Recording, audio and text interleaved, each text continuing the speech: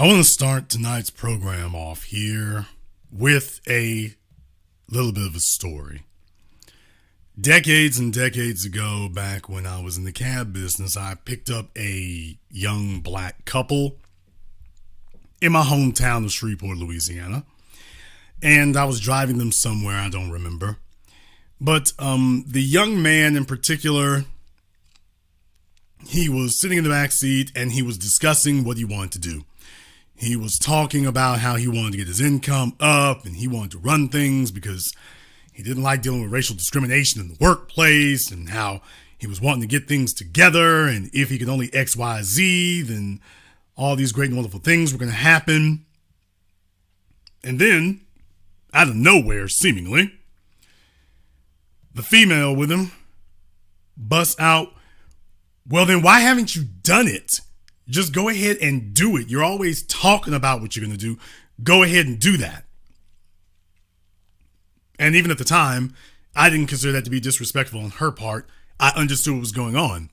This was a person who was expressing that this was something that they had heard several times over, many times over, and that she was tired of him selling her on the idea that he wanted a better life. She wanted him to pursue having a better life. She wanted him to stop talking about it, and she wanted him to get down to getting it done. And that is precisely the accurate attitude to have. You're not supposed to be with people who are wishing and dreaming. You're supposed to be with people who are doing. The bottom line is that there's something that a woman learns over time. She learns that if a man is just talking about something, then he's never going to actually do it. But here's the problem. She's not going to do it either. Not really. Let me explain. The big problem that we have here is that we are not allowed to be honest about what it is that people actually expect and what it is they are actually going to do. And there is something that I've been saying here for the longest time, and I will go ahead and reiterate that again here tonight. The simple fact of the matter is that women as a group, biologically, are wired to want a comfortable life. They're more fragile than men are. And even in our modern industrialized society, they want that, but they do not want to get it themselves. They want it brought to them. So no matter how much tough talk you hear, the bottom line is when you start cracking the whip and say, okay, I want the person with ovaries to start producing at the male's level, you're going to see a steep fall off. And that's the way it will always be. And I'm going to go into that here with you tonight because I'm asking a fundamental question. Can women have a 1%er life? Can a woman actually have a 1%er life? That's the question we're going to be dealing with here tonight.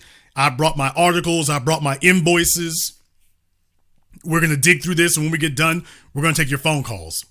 In the meantime, if you are tuned in and you like tonight's program or the business in general, give me a thumbs up in the chat room. And hit the likes button for me. Go ahead and hit the thumbs up emoji for the chat room, and then hit the likes button for me here. We certainly have enough folk for that, and because we're going to get deep off into it tonight, you're going to have all of your facts and figures. This is probably going to be one of the most comprehensive programs that I've done since Work Until You Die. So I want you to pay rapt attention, because you will be fully gamed up by the time that we are done here. Let's go ahead and take a look at a couple of things here. Ladies, can we be honest with you about what it is you want in life? The truth of the matter is you don't want this. What you see on your screen, you don't want this. All the damn tough talk is only hurting you. You don't want this. You know why? Because the simple fact of the matter is this is what you actually want. Now, I don't know what it is that Mercedes is doing with the subliminal messaging that comes with this particular vehicle, the G550 or the G63, so-called G-Wagon, but this is the fantasy car for the majority of the female population for some strange reason. Whatever it is, it is. But there's a problem with this particular vehicle. There's a big problem with this particular vehicle The big problem with this particular vehicle is that if you're not a certain type of person, it is simply not going to materialize. You can think about it, you can wish it, you can want it, but if you're not a certain type of person, it won't materialize. Now, there's a particular guy who makes videos about this kind of thing, I think is very apropos. His name is Chase Yokoyama. And using the 10-4-20 rule, he breaks down about what it would cost for you to own, well, how much you need to make to be able to comfortably own a G-Wagon. You have to make in order to comfortably afford a brand new Mercedes-Benz G-Wagon. It's going to start at around $140,000, but I can't make a build right now. So assuming you're adding on a bunch of stuff and with a 7% tax rate, it's going to come out to around $192,000. Then after putting 20% down, your total loan amount is $154,000 over 5 years, which brings your monthly cost to $2,900. And the average annual maintenance cost is around $1,400 or $121 per month. The average annual insurance cost is around $2,600 or $223 per month. This brings your total monthly cost to around $3,000, which would be 10% of your monthly gross income, times it by 12 to get your annual gross income. So in order to very comfortably afford a brand new Mercedes-Benz G-Wagon, you need an annual gross income of around $390,000. Let's figure out how much you have. So, based on the numbers that he came there, and by the way, it could be a little bit lower. It depends on what you want there. You can pick up a G-Wagon now. I think they got them for like $150,000, so it's moved up in price there. He's saying if you want to add certain accessories to it, because a lot of folks here do want to do that. But, okay, fine. He's telling you that using the 24-10 rule, so 20% down, a loan for 5 years now, because he understands most people don't do it for 4 years anymore. And then the total monthly car expenses. So when you get that together, all together, it shouldn't be more than 10% of your monthly gross income. Shouldn't be more than 10% of that. Here's the issue. I'll go even further. I will go even further. Let's say that you can go ahead and make that 20% of your monthly income. Well, then you'd be making $195,000 a year. Let's go back and where it says put 20% down. Well, he was saying put 20% down on $192,000. Okay, let's just say you're going to put 20% down on $150,000. That's $30,000. If you're going to put 20% down on $150,000, that's going to come out to $30,000. Sounds far less like a car and far more like a mortgage. And there's only one question we have to ask ourselves in this situation. Who is gonna carry the freight on this? Who's gonna do that? When the majority of females listening to me right now, you paid $0 down on your Toyota Camry or your Honda Accord, and that's only $25,000 or $30,000, and you were looking at the dealership for them to give you $0 down. $0. You were looking for the way to pay nothing down. Now, I'm to believe that the person who, when left to their own devices, put $0 down on a $30,000 or $35,000 or even $40,000 car, I am now to believe that you are suddenly going to put 20% down on $150,000, $170,000. I'm now to believe that. Well, yes, because you see, that's my dream car. Yes, and you will continue dreaming. Because once you get to a certain point, I'm not going to sit here and say that Mercedes will not allow you to take one of these off the lot with $0 down. But your income and your credit would have to be stellar. Your income and your credit would have to be stellar in order for you to be able to do that. Now, for those of you who are not familiar with how cars work, and I'm going to bring this back around to what we're talking about here in a moment. For those of you not familiar with how it works, the absolute worst deal you can make at a car lot, especially a dealership, is 0% down. Because by definition, they have to make a profit. So if they're offering you 0% down, it's because they've rolled the profit into the payments. Remember, you can only get 0% down if you do your financing through the manufacturer. That's the catch. You can only do 0% down if you do your financing through the manufacturer. But what's going to happen as soon as they give you 0% down, they're going to remove all rebates and incentives. So in other words, if the car cost $35,000 after rebates, they take away all the rebates. Now the car is back at $39,000, $40,000. So you can pay 0% down, but you don't get to pay that $35,000 advertised price. You now have to pay the price without the rebates and incentives, which is going to be several $1,000s more. 0 down. 0 financing. And if you can't be bothered to listen to what they're saying, all they did was roll the cost for financing back into the price.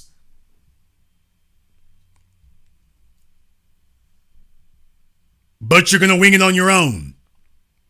The majority of females listening to me right now, you're cash strapped, you're in financially precarious situations, and going into the dealership by themselves, they just go along with whatever the salesman tells them. And when he says 0% down, she's like, yippee, I can drive off today and didn't pay nothing.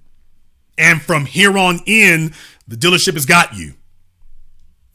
Now, that's for just your regular passenger car. I'm not going for anything extravagant. This is just your regular passenger car. But for the one that encompasses your hopes and dreams, we got something different going on. And I'm here to lay some very negative vibes on you here. Ladies, you can't have this. Look all you want, sniff all you want, wish all you want, dream all you want. You cannot have this. If you don't have a man in your life, you're not going to get this. It's not coming. It's not happening. Jason, why in the world would you say that? Well, let me go ahead and introduce you to a few things here. First and foremost, what does it mean to be in the 1%? What does it mean? From inequality.org, I can show you many graphs, but I'll just show you one. I could show you many graphs, but I will only show you one. You can take a look at this right here. The top women in the top 10% is 27%. Women in the top 1%, 17%. Women in the top 0.1%, about 11%. And actually, believe it or not, even though this one in particular here was from 2016, believe it or not, the numbers have not actually moved in any appreciable way since then. They've only moved marginally. I want to bring you here to an article from the Washington Post. And I want you to listen to this because it's time for you to get gamed up and to understand. Now, this was from 2019. This is right before the pandemic hit. I'm doing this on purpose because I want you to understand where the numbers actually are, where they were and where they are. And believe it or not, the numbers have not actually appreciably changed. That's the killing part about it. The economy has allegedly recovered and everything, but the numbers have not actually appreciably changed. By Andrew Van Dam, I don't know if he's related to Jean-Claude, but in any case, among 1%ers, where are the women? The glass ceiling is even higher in the penthouse. Women earn enough on their own to qualify for 1% status in just one of every 22 top earning households. That's basically less than 5%.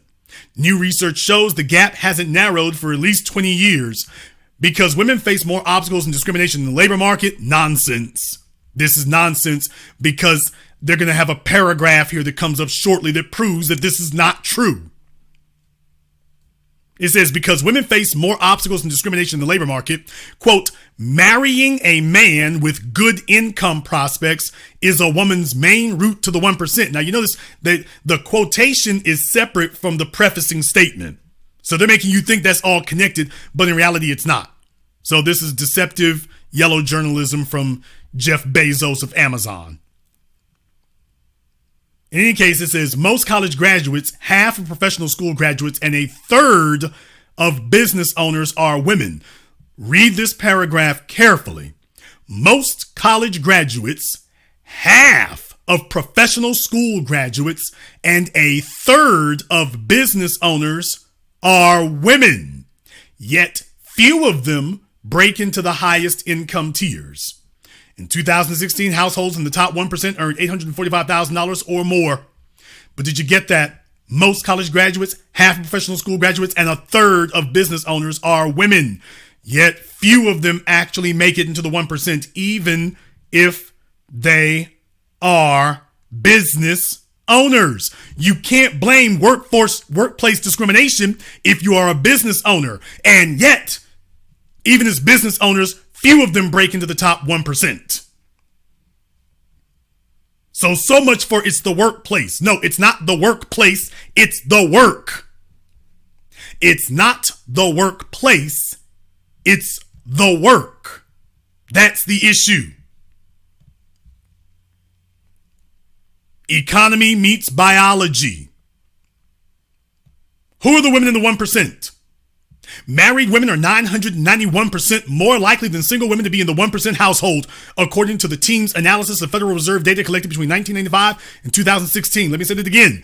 Married women are 991% more likely than single women to be in a 1% household. 991%.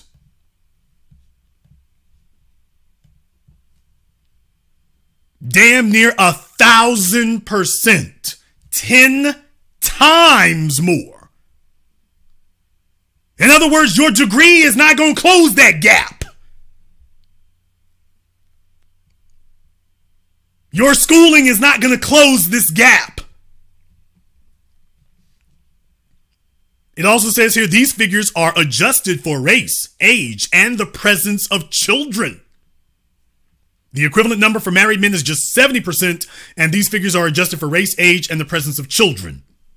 So in other words, across the board, including black men, demonstrably better. This idea that the females are just killing it and the black males are just behind, no. Lies and garbage. It goes on to say here, however, married women's odds of being in the 1% are higher, primarily because they have access to their spouse's income.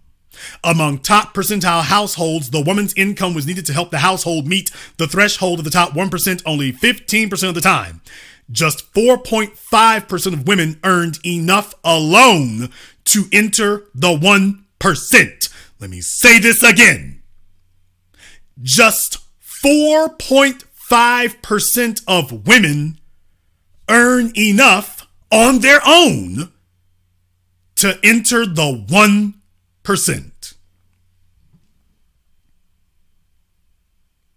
Just 4.5% of women. 4.5 actually earn it on their own. All the degrees, strong and independent, don't need no man, sassy and bossy. And the reality is that only 4.5% of women actually earn enough to enter the top 1% by themselves, not dependent on their man's income to qualify them on their own.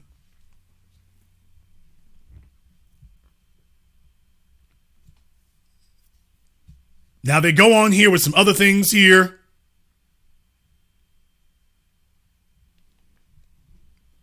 But I want to skip down to here where it says, Cornell economist Francine Blau, whose 4+ decades of work on the gender wage gap have been cited thousands of times, and it's nonsense, said the new analysis was consistent with her own work. Not really. In a 2017 work with collaborator Lawrence Kahn, she found, quote, the gender pay gap declined more slowly at the top of the wage distribution than at the middle or bottom, and by 2010 was noticeably higher at the top. Yes, because it takes a lot more work to get to the top. About 1.8% of self-employed married women with advanced degrees earn enough to place themselves in the top 1%. About 1.8% of self-employed married women with advanced degrees earn enough to place themselves in the top 1%. Among men, the figure is 7.3%. Ultra-high earning women rely more on entrepreneurship than top earning men. Another sign women don't get as many opportunities within traditional corporate structures. Men have more options when it comes to starting businesses, attracting investment, or rising through the corporate ranks. Quote, women experience significant obstacles in climbing organizational hierarchies that often intensify over their careers. Men still dominate many of the high-income professions, including finance, hedge funds, and top law firms. Due to these obstacles and lower earnings at every education level, it also takes women longer to reach elite earner status. The average single woman in the top 1% is 63 years old. Screw it.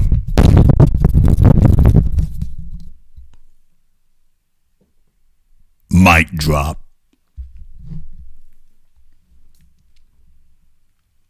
Folks, this is not Jason Black. These are not my words. These are not my numbers. This is the Washington Post going over all this academic analysis that they've gathered together. This is them. This isn't me. This is them telling you that the average single woman, the average single female in the top 1% is 63 years old. And you can extrapolate that out as you want to from how long did it take for her, how old was she when she got in the top 5%, and how old was she when she finally got into the top 10%. 63 years old. The average single man is just 53. You don't have to like me. You don't have to love me. You don't have to adore everything I'm saying, but math is math. Your belief system isn't going to overturn numerals. It isn't going to roll back the hands of time. It is not going to turn the world into a brighter, cheerier place based on your delusions. Either you pull the freight or you don't make it.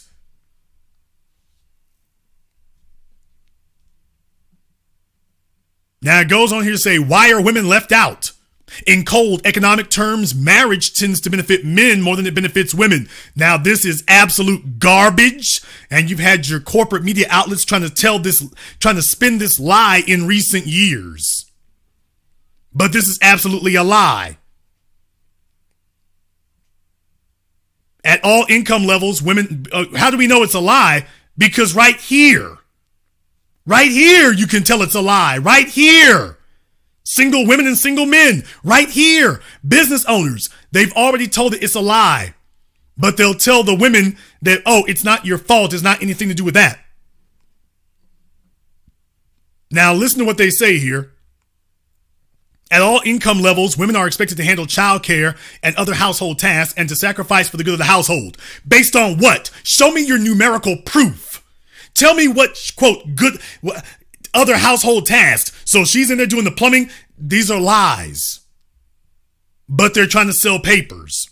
So they've mixed numbers with lies. And remember, Jeff Bezos cheated the hell on his wife. So, of course, he's a perfectly honorable person, right? They say here, quote, many high-earning women might not be able to get their spouses to quit their jobs and move for a new opportunity or split childcare evenly. It wouldn't matter if they did. She's 63 years old. This is propaganda and delusion. She's 63 years old. He gonna go home for what? By the way, if you like tonight's program, hit the likes button for me. If you don't, I'll go ahead and shut things down here in a few minutes.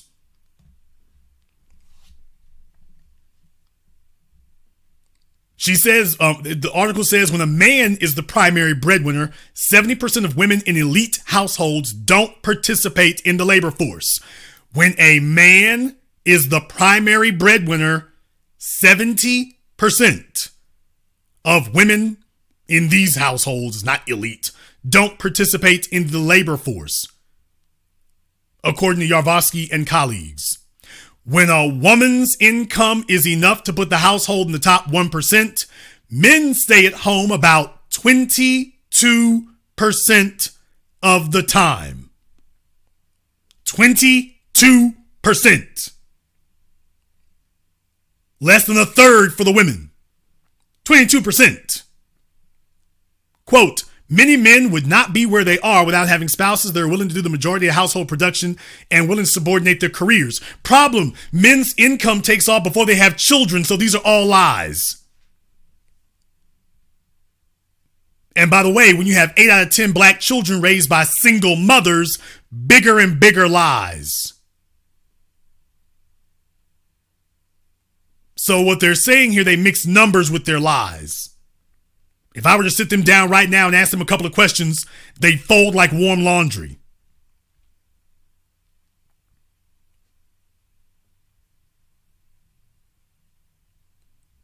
So needless to say, they're throwing more garbage in there for you.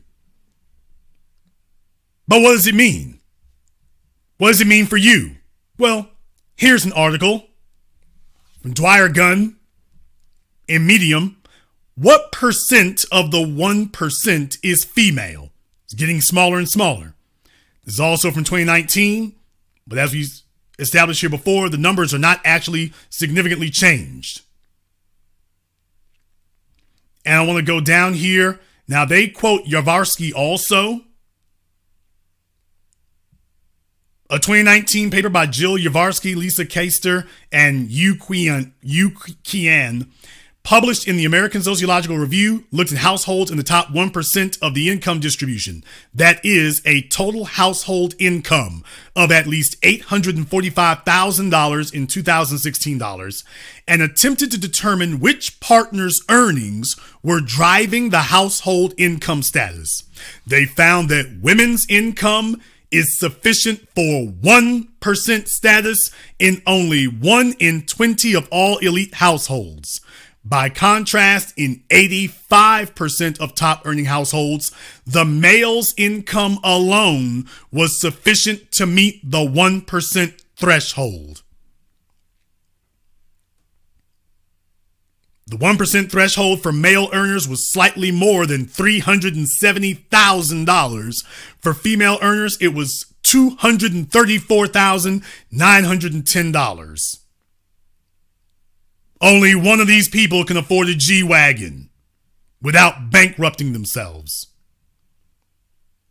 The researchers noted that, quote, marrying a man with good income prospects is a woman's main route to the 1%.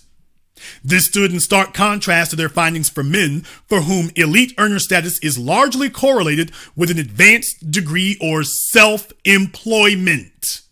More than 7% of married self-employed men with advanced degrees are in the top 1% of earners. The same is true of only 1.8% of women. None of this is particularly shocking. There's a long-standing and well-documented earnings gap in the United States. That's not the part that makes it shocking, ma'am. No, not shocking. She goes on to say here, in practice, the earnings gap also means that the 1% for female earners starts at a much lower level. In 2017, according to data analysis website, Don't Quit Your Day Job, that's what that stands for, DQJ, QYDJ. The 1% threshold for male earners was slightly more than $370,000. For female earners, it was only $234,910. Likewise, according to the Economic Policy Institute, a man at the 95th percentile earns $79.98 per hour in comparison to only $53.07 per hour for a woman at the 95th percentile. And things are only getting worse. EPI calculates that in 2000, women at the 95th percentile earned 74.7% of every man's dollar. In 2018, that figure dropped to 66.4%. I call that the OnlyFans wage gap. I want you all to understand, Jason Black calls this the OnlyFans wage gap, because you have to understand that in this day and age, back in 2000, young women didn't think that being a YouTuber or an OnlyFans model was a career. Today, not so much. They consider that to be a viable career path, to the point that they're spending their income tax returns on these cartoonish, grotesque BBLs to blow up their rear end, specifically for the purposes of getting attention online. And this has become the NBA for females. This has becoming a professional athlete for females. The truth of the matter is, the majority of you simply do not qualify and cannot qualify. There's not enough slots available, but you got 1,000 of you trying to fight for one slot. 10,000 of you trying to fight for one slot. So this has become the professional sports and the NBA tryouts and the NFL draft for females. That's what it is now. They're hoping that either they can make enough money on their own, or that said butt cheeks will get the attention of a man, usually the second one. And when that doesn't work out, then they are left here. That the numbers have gone down. But don't expect the feminist researchers here to say that. Don't expect them to say that. Now, there's a reason why I'm going down through here. It says there are several explanations for top earning women's regression in the income pie. One concerns the increasing prevalence of highly inflexible professions among top earners. Researchers have found that the gender earnings gap grows over time, particularly for women who are married and have young children. Now you're talking about single moms. In one particularly famous paper, researchers Marianne Bertrand, Claudia Golden, and Lawrence Katz found that recent male and female MBA graduates had roughly equivalent earnings when they started their careers, but a sizable gap had emerged 10 years later. They attribute the gap to three factors: different education credentials, such as coursework and grades, more frequent career interruptions, and fewer hours worked among women due to motherhood. Women with higher earning spouses were especially likely to work less after having children. Quote, now read this part here. The researchers also found that MBA mothers seem to actively choose jobs that are family friendly and avoid jobs with long hours and greater career advancement possibilities. Problem: females avoid those things right out of college. How many of the women listening to me right now, you are eager and chomping at the bit to work an 80 or 90 hour work week? How many of you are even close to a 90-hour work week on the clock? I ain't talking about some informal garbage where we take your word for it. How many of you are punching a clock for 70, 80 hours a week? How many? How many women are sitting up here saying, you know what? I won't get that G-Wagon. I need to work 80 hours a week. I need you to pile on as much overtime as possible. I'm 22, 23 years old. I don't have any kids. Drop it on me. Drop it on me. That G-Wagon ain't gonna buy itself. Drop it on me. I'm ready to go. How many? How many of you are going to volunteer to work that? Because that's how you get there. You gotta put in the time. You gotta put in the hours. You gotta put in the work. Hell, they ain't even working 10 hours a week on OnlyFans. They'll take 3 lazy ass pictures and then roll back over in bed. They ain't sitting up here moving any heavy weight. They're not gonna spend a bunch of time on that. So let's just keep it all the way real of what the issue really is. As a group, women are not going to do these hours, man. They're not going to do these hours. Yes, they definitely want the benefits, but they are not going to do the hours. They're not going to put them in. And she will be fist fighting mad if you attempt to force her to do so. She'll call that slavery or indentured servitude or whatever, but she's not going to volunteer for that on her own. What woman would? What I'm saying is that the reason why you are where you are and you've got what you got, the reason why the numbers are the numbers is because in order for you to exceed this, you would have to outwork the men. You cannot do what the men do. You must outwork them. And if you're saying, well, I want one of those cushy positions that allows me to do nothing more than to maybe occasionally bump my butt cheeks around on Instagram or something, can I get away with doing that? There's not enough positions that will pay that. There simply are not enough. There aren't enough. You see, men will go work 40, 50, 60, 70 hours while Jeff Bezos is lying through his teeth in his newspaper. The men will do that. The women will not voluntarily do it. Because by definition, it runs anathema to their beings. They won't voluntarily do it. They're not here to do as much as they can. So these are wonderful things to dream about.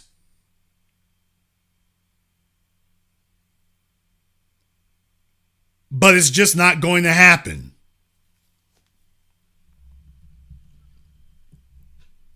Now here's where the rubber meets the road. You have the expectation that this is supposed to work for you. You have the expectation that you are actually going to witness this or achieve this in your lifetimes. And what I'm here to tell you is that it actually doesn't occur because it can't. But what the issue, though, is that you will not stop nagging the man that you're with. If you have a man, you're now going to transfer that burden of performance from yourself to him. Let me say it again. If you get a man, you are now going to transfer your burden of expectations from yourself to him. That's the problem. You will then tell him that he's got to get it done. You will then tell him that he must perform the work. You will then start trying to crack the whip on him and tell him that he's got to get it done because these are your expectations. The problem is just because a man is born with testosterone does not mean that he is born with skills and competence. That's the problem. You don't get one of these without skill, somebody's skill and competence. Somebody has got to be skilled enough and competent enough to make this happen. So while you are capable and able to simply latch yourself onto a male, he's got to be built to do this. And if he's not, it doesn't happen. Not now, not ever. If he's not built to do this, it will not happen.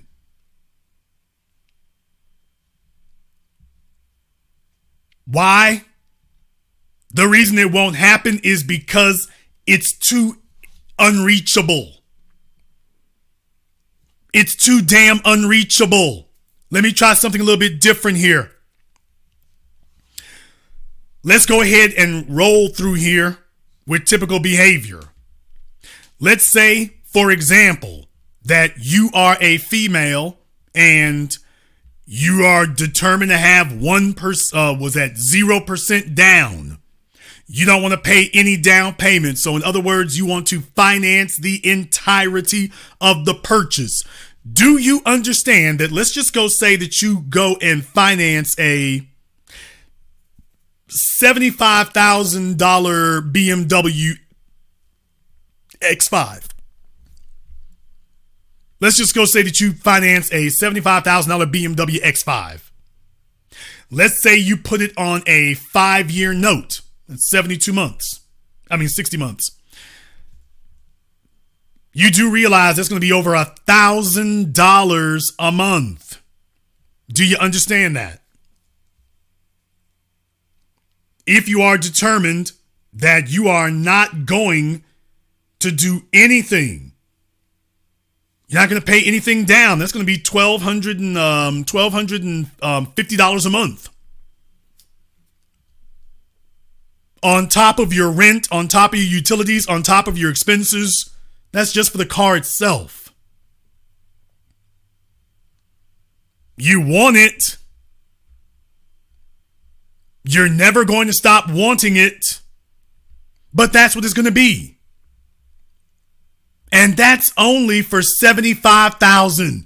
Let's go ahead and double that to $150,000. That's going to be $2,500 a month. But you're finally starting to get close, not quite, but close to G-Wagon range. Now you're at $2,500 a month. Who's gonna pay for this? Who's gonna front this? Who's gonna do it?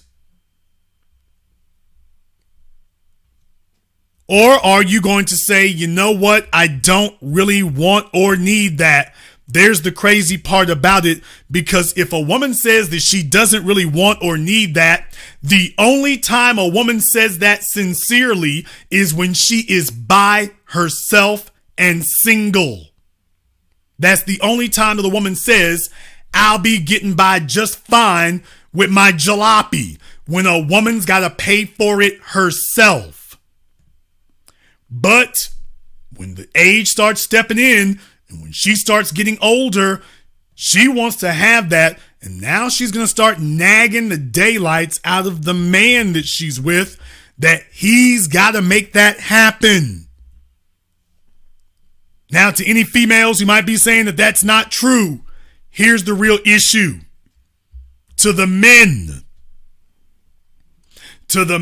listening to me right now, live or recorded, have any of you dated a female, married a female, been in a relationship with a female who was with a dude who made significantly more money than you? Somebody who made significantly more money than you. And she was okay being downgraded. That she never mentioned it to you. She never pricked you. She never pinched you about it. How many of you were with a female? She was with a dude who made significantly more than you. Once she got with you, however, she left it alone.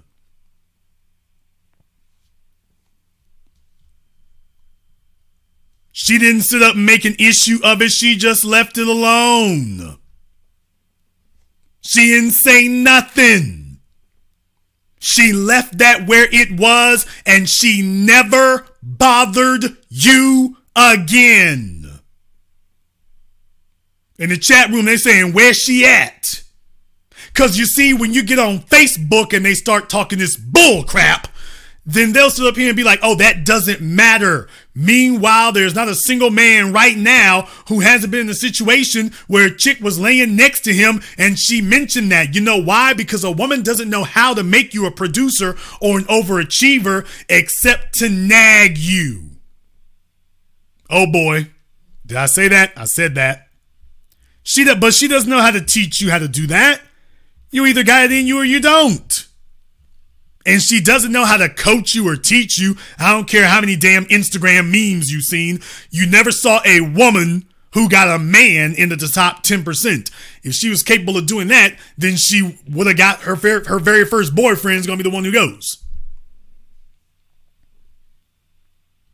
So every man listening right now knows full damn well you've never been with a female who either was with a man who made more or she works at a job for a man.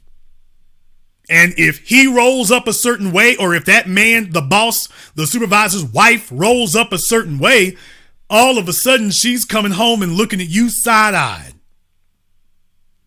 But what she's not going to do is tell you, oh, that's okay. That's all right. At the very least, she's going to nag you and then she's going to say, all right, screw it. I'll go get it myself. I'll go do it myself. Here's the problem. You can't do it.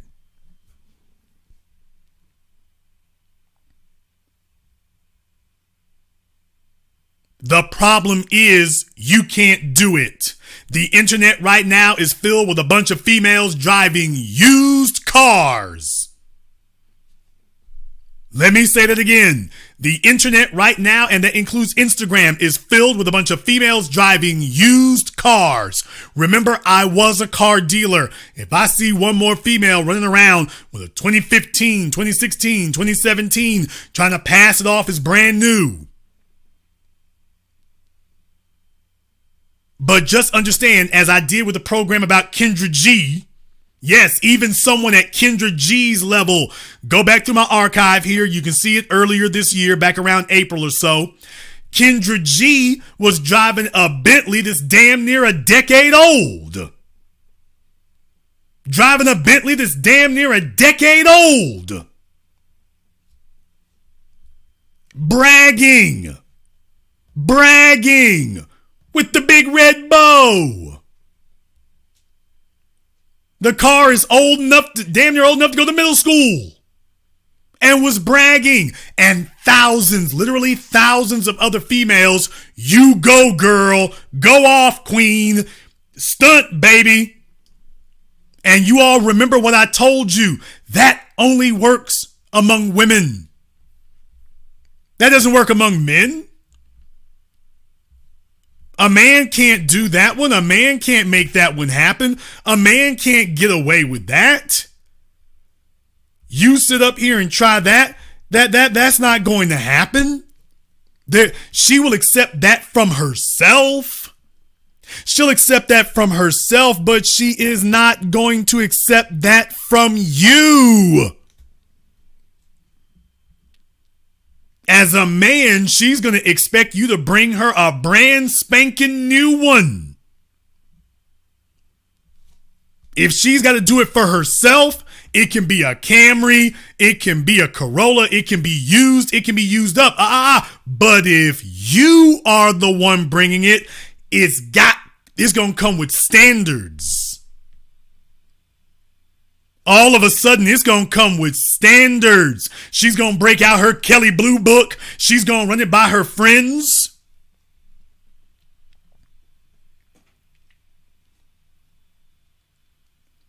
Her family is going to try to weigh in. Her family is going to try to weigh in. Her friends are going to try to weigh in. All of a sudden, everybody is going to scrutinize what you do as the man. All of a sudden, it's going to be all these rules and stipulations. And it won't be, if it's not brand spanking new, by the way, it needs to be the color she wants and everything else, or it doesn't count. Show of hands in the chat room, fellas.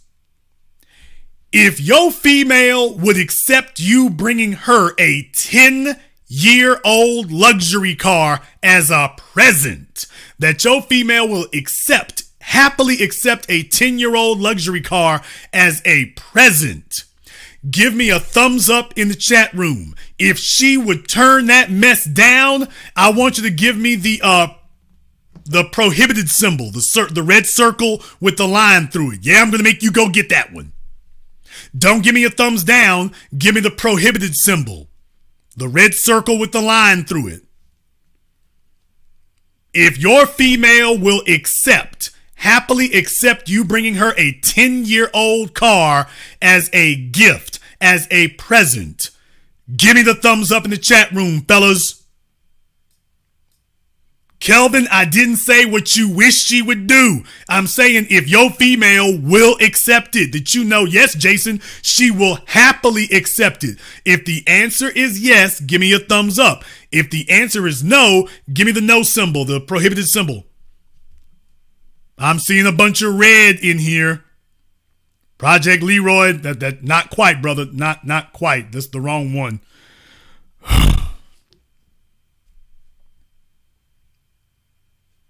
Some of the guys in here are saying that they woman would accept that. Okay, I guess she working that job at Quick Trip. I suppose this is a step up for her. But all right. I guess that could happen. Under the right circumstances, I guess it could happen. I'm bringing this up here tonight because I want to put something in stark relief. I want to put something in stark contrast here tonight. And I want us to be very, very honest about this. Ladies, can we keep it all the way real? This is what you want. This or some equivalent. You've been waiting your whole damn life to walk through the forum and to swagger your way through the other females and be all the way put together to be a cut above and on a different level. Women don't let this go. Any man, listen to me right now. That's the reason why the divorce rate is so high, because women don't let this go. She'll be 65 damn years old waiting for you to pull up in that S-Class because she's been waiting since she was 25 years old. And she's not gonna let it go. Now, if you ask them, they're gonna tell you, oh, that ain't no issue. I ain't worried about that. But for the men who have to actually live with it, they're not gonna let it go. At some point, they're going to want that. At some point, they're going to insist on it, whether it destroys the finances or not.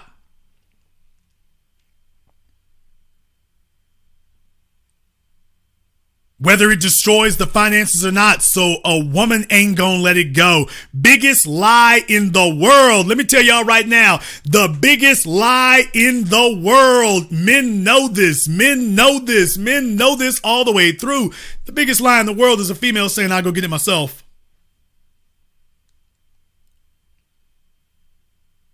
That's the biggest lie in the world. Because she's not. She ain't gonna get this herself. She's not gonna get that one. Show of hands, ladies. Oh, I gotta put y'all on the spot tonight. Show of hands. How many ladies listening to me right now, you have ever bought a car that was $100,000 or more? How many of you? And by the way, the telephone lines are now open. The number is 646-787-1933. That's 646-787-1933. The telephone lines are now open. We're keeping it all the way real here tonight about what you can expect and what you cannot, about what it takes. Can you become a 1%er woman? We're keeping it all the way real tonight about that. So the telephone lines are now open.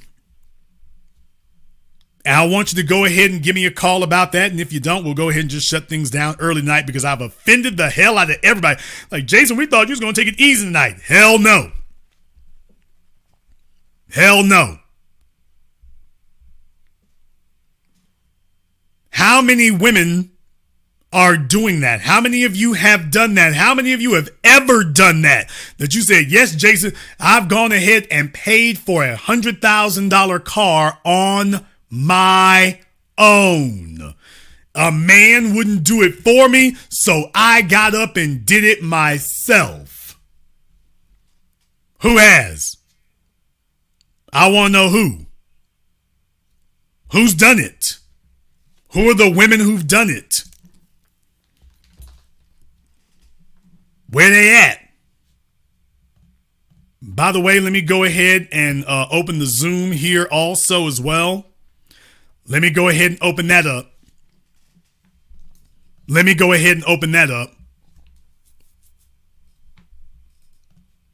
And I'm asking some serious tough questions here tonight because these are your lives you're talking about. And unfortunately, what this tends to lend itself to is congenital dishonesty. Because if you don't want to be honest about what it is you actually want and what it is you actually expect, then guess what? It can't happen. If you are not willing to be honest about it. See, what usually happens is men get ambushed. Fellas, I gotta tell the truth tonight. What usually happens is that men get ambushed. They usually get ambushed. They get ambushed along the way. They're told from the beginning, I'll accept you the way that you are. I'll take you just the way that you are. I don't care about you not performing. We can be buddies and friends, and I'll take you just the way you are. Every male over the age of 22 now knows that's a damn lie. You know why? Because they don't accept personality as a down payment at the Mercedes dealership. You either got it or you don't. And all of a sudden, everything turns into Lord of the Flies and survival of the fittest. All of a sudden. But we're going to go ahead and go the phone lines here. By the way, remember, I do give priority to Zoom, but we got folks on the phone lines. I suggest you go ahead and give us a call early. The telephone number is 646-787-1933. That's 646-787-1933. Let me get caller from area code 313. You're on live with The Business. What's your name? Where you calling from? Yes, hello. My name is Lynn, and I'm calling from Detroit. All right, Lynn from Detroit. What's on your mind? Yes, Jason, I was just listening to your show, and I think that you are 100% correct. But the whole thing about it is that there are not enough husbands to go around for every woman who wants to be married, and the majority of women that I know, including myself, we are not paying $100,000 for a vehicle. Okay. Now, understand what the real issue here is. I get it. You do not want to pay. That isn't what was asked, though. The question is, do you want it? I mean, I would be willing to settle for something less than. Okay. Second time. Do you want it?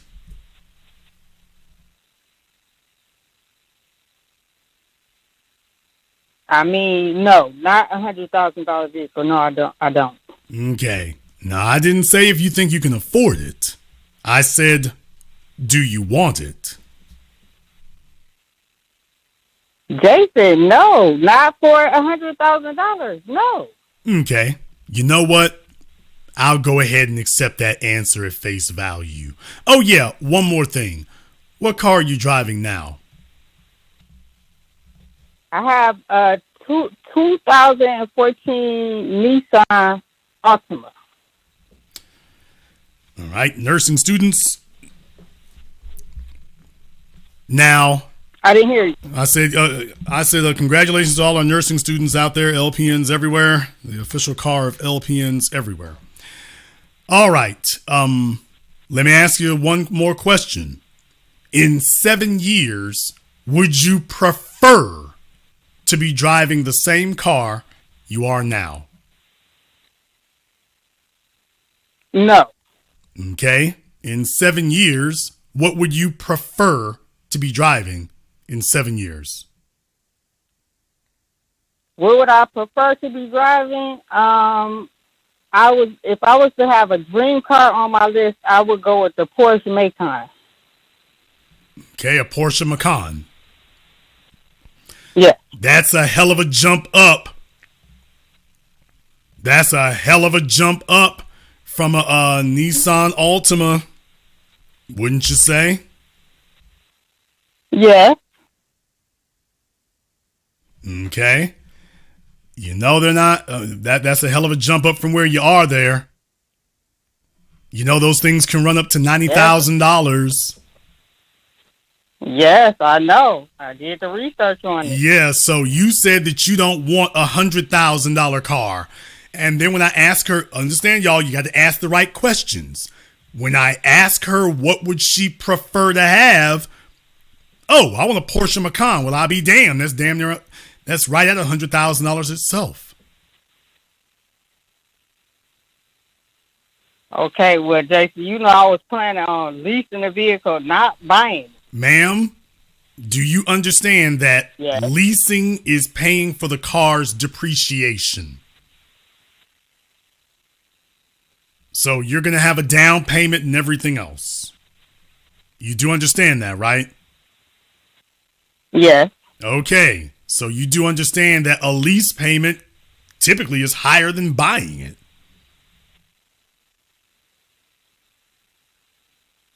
Okay, you're not very familiar you're not very familiar with car purchases. A lease payment is usually higher than buying it. Well, it may be, but with when I went on their website and did the calculations, the lease payment was definitely cheaper. So, I mean, I don't know. I would have to sit down with them and see. I would actually want to see them run your credit and see what happens then. I'd actually like to see what happens there. But here's the real issue. When you're paying for depreciation on it, your mileage is going to be limited. If you're going to be leasing a car, your mileage is going to be limited. You have to bring it back in a certain condition. You're only going to have it for a few years. And then whatever you put into it, that's it. It's gone. And by the way, when you said you went through the process of the lease, how much did you say you were going to put down on it? It said to lease the vehicle, the one that No. What? How much did you put in that you wanted to put down? Well, it told you the calculator, so it said $4,000 down for $699 a month.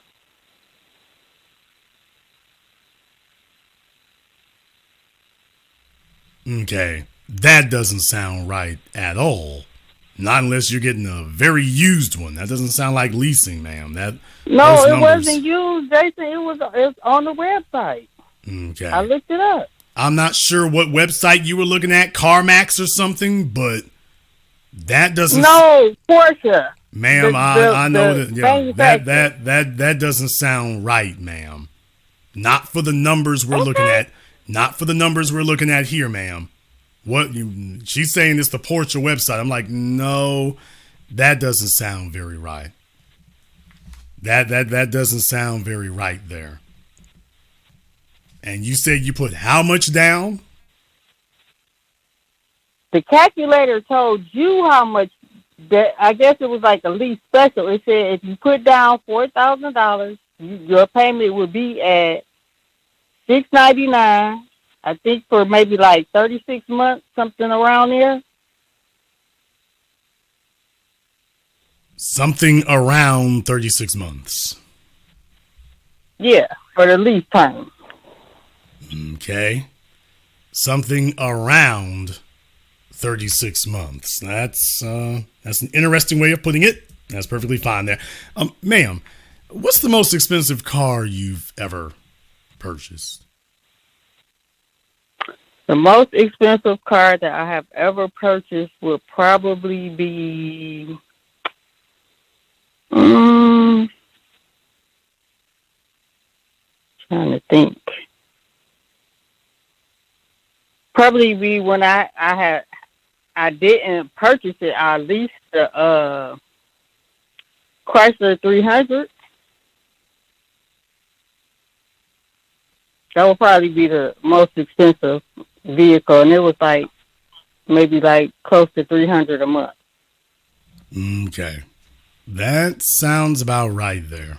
That sounds about right. Now she'd like to step her way up to a Porsche.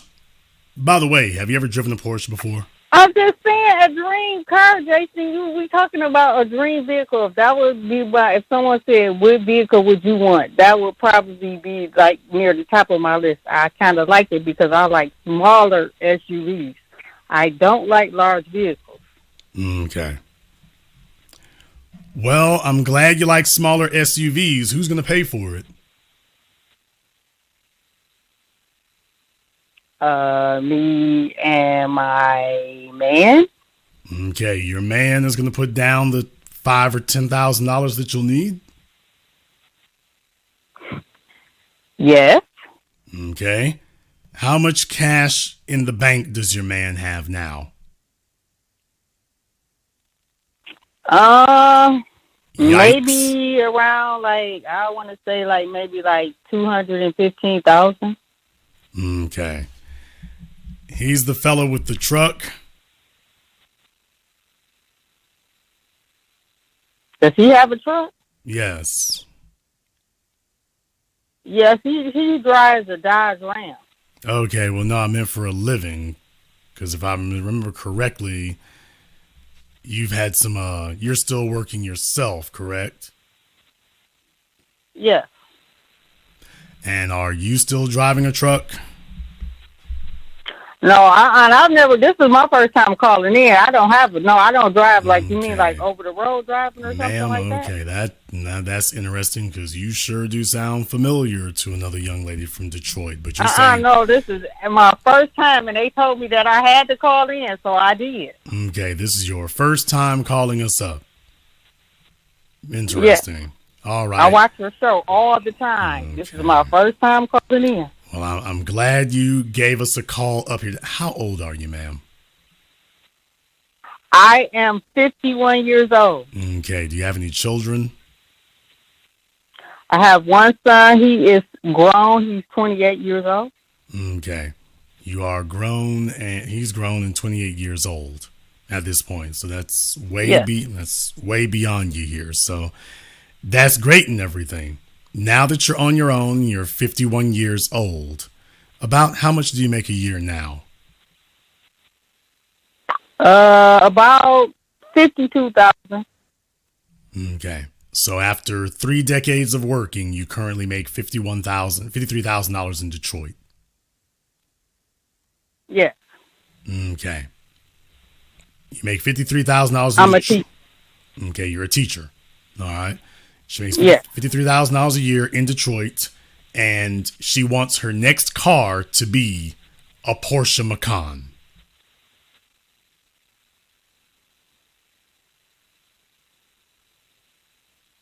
Did you get that? Okay, Jason, I conceded to you that you do need a man to do this. I just said that it's not enough men to go around for everybody.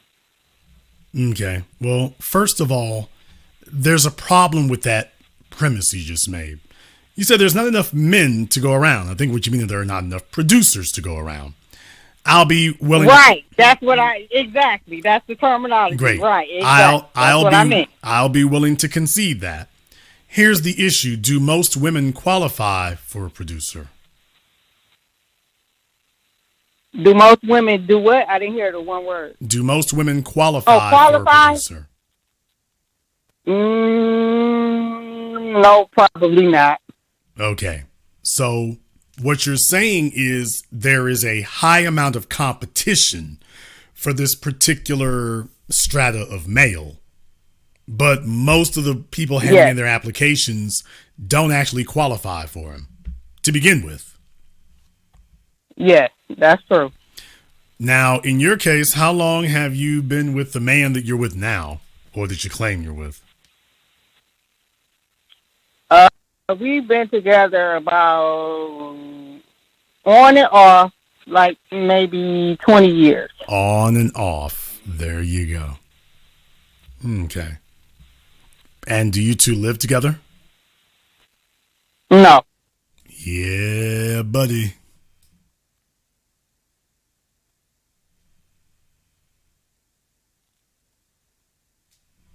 Does he have any children?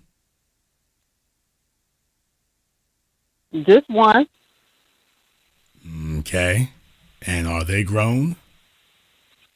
Yes. He is, in December, he will be 55. Okay.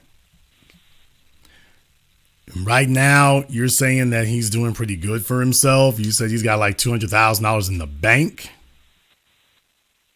Yes, he does. He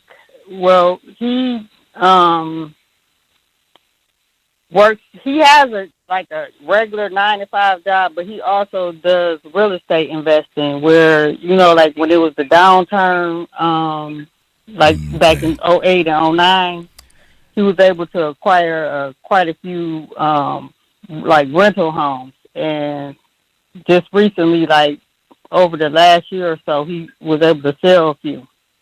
Okay, well, if he did, he probably did pretty good in that regard there. So hopefully he's gotten his money out of the game of it there. But also, if he's that successful at it here, he's probably got his pick of females. I mean, he could have his pick.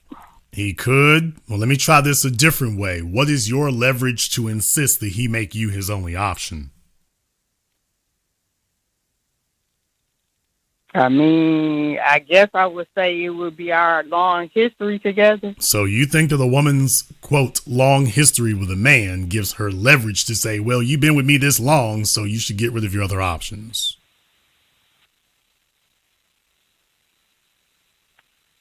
I mean, in our case, I would say that, I feel pretty, he is a producer, and he is very generous. So, okay, but here's the real thing about it, though. 10 years ago, did he make more money 10 years ago, or does he make more money now? Did he make more money or less money? Yeah, did he make more? Probably at his job. Did he make, no, I'm talking about all together. Did he make more money? Because you're kind of mixing things together. You're saying he had real estate investments, but that's not yearly income.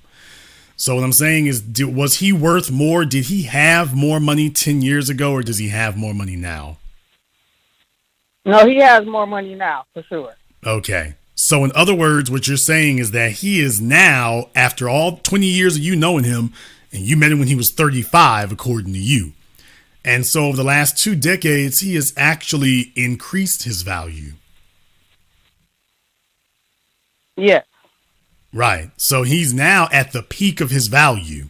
And you're saying that now at the peak of his value and his abilities, he needs to start restricting his options. Now, when you yourself, let's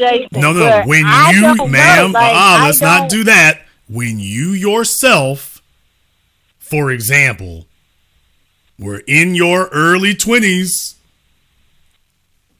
were you trying to restrict your options in men, or were you trying to spread your options as far as you could and give yourself as wide a menu of options of men as you could have?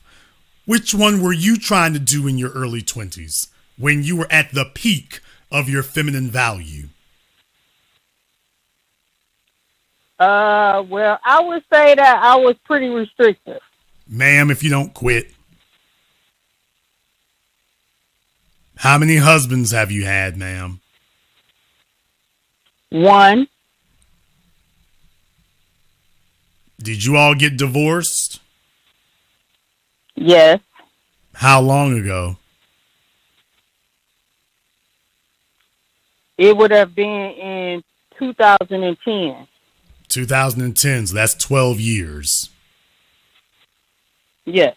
You've known the gentleman that you're talking to now. You said you've known him for 20 years. How long were you married? I was married 4 years. So you knew the man that you were with here. Do you hear yourself, ma'am?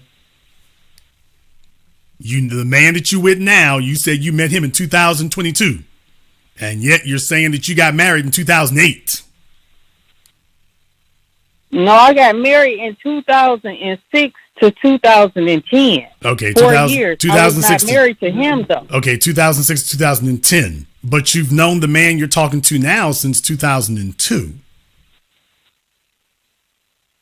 Yeah, I knew him before. Ooh, she's stumbling and stuttering now, but you've known the man you're talking to now before your husband. Yes. And by the way, this is Yes. a typical story. This is typical today. Female, I told you all when folks were upset with me when I said females are never single. That's a piece of propaganda that they feed to men, that men need to be single. These women run around for decades with dudes who've been orbiting since the disco era, since the gangster rap era, since Tupac was alive. They got dudes who've been circling around for decades. A dude she knew before she was married, and he didn't just jump up out of nowhere. If you were married for 4 years, you were not out of contact with that man for 4 straight years. No, you were not. So you had some sort of contact with him while you were married. And then as soon as your marriage was dissolved, there you go. So understand something. Monogamy is something that females sell to men with resources. Monogamy is something that females sell to men that they want to lock down. But when you go through a woman's phone and ask her what she's doing, she's not practicing monogamy. She's practicing half monogamy. She's not practicing monogamy. She's practicing orbiting.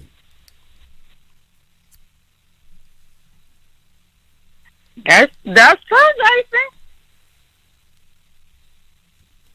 So she's going to tell the man at the height of his abilities, 55 years old, his money is stacked higher than it's ever been. She's telling him, okay, the fact that I was orbiting you for 20 years, and we ain't going to ask whether or not you was laying up with him while you were married. I guess we can all guess on that one. But because of the fact that you and I have been dipping together for 2 decades, that entitles me to some sort of preferential treatment.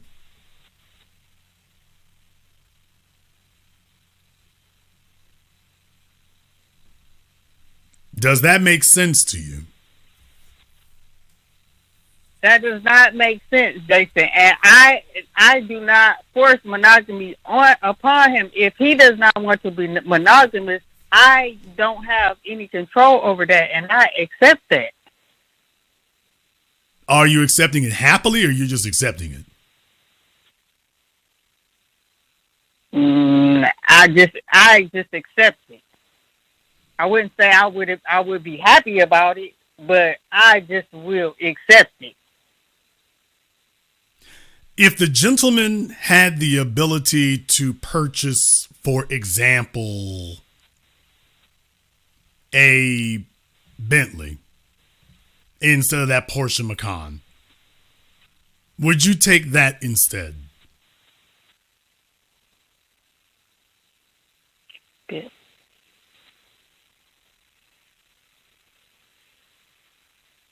I mean, if he wanted to purchase a Bentley for me, I would take it, yes.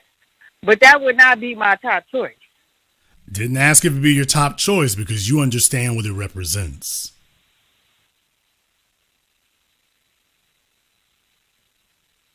You said because I don't understand what it represents? No, I said you do. You understand what it represents.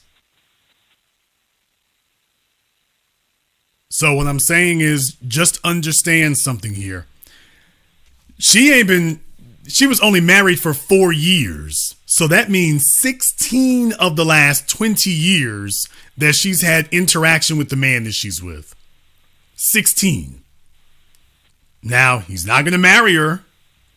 Certainly not going to have any kids with her. But she is expecting a Porsche to show up in her driveway at some point. After 20 years. No offense. She ain't no spring chicken. She is not some hottie thottie. So this man has the option of the females that are on my screen right now because they are competing for a fella who can do that too. They would take the man you got right now. They would be just as happy to have him if they could. You're in competition with them. How do you feel about your odds?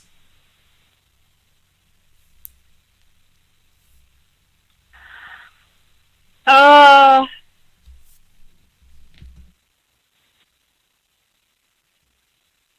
I mean, I don't know, Jason. I mean, I don't feel like I would be competitive against the women on the screen at all. What do you think his preferences would be?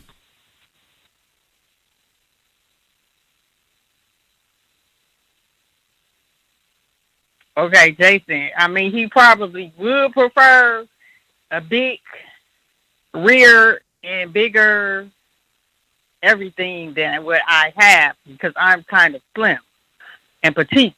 But at the same time, like I said, he has been historically very generous over the years. So, I mean, if that's like I said, well, slow down. Slow down.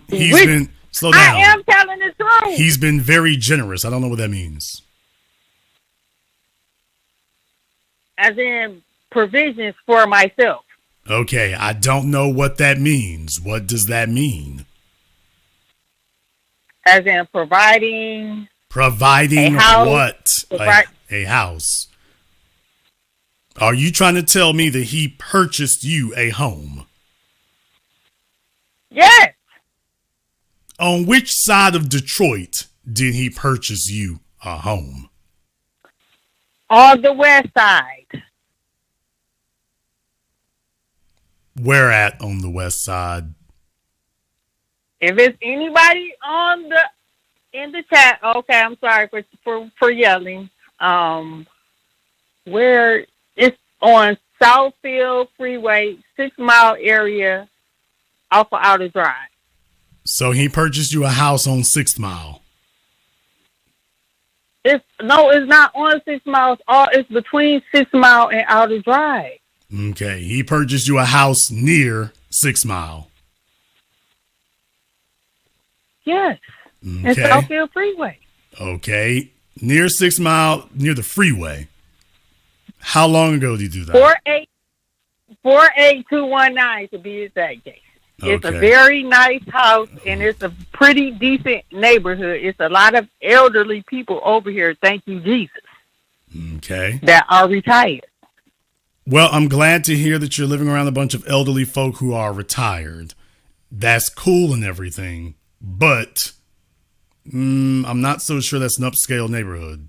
Now, it might be nice for a retiree because it's quote-unquote quiet, but I'm asking a different question here tonight. Is that a 1%er life? Okay. I didn't hear what did you say? I didn't hear you. Because I'm asking, is that a 1%er life? Is that a 1%er life? Yes. No, not at all. Yeah, and that neighborhood that you're in there, I'm going to be kind and say it's not upscale. I'm going to be kind and say that. I'm going to be kind and say that.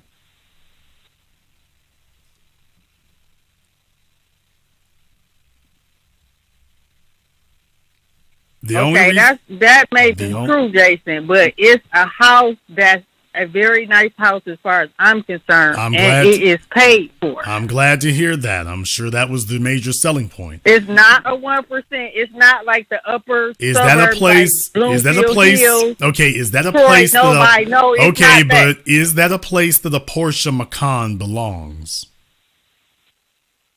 It's not going to be in a lawn. I have a garage.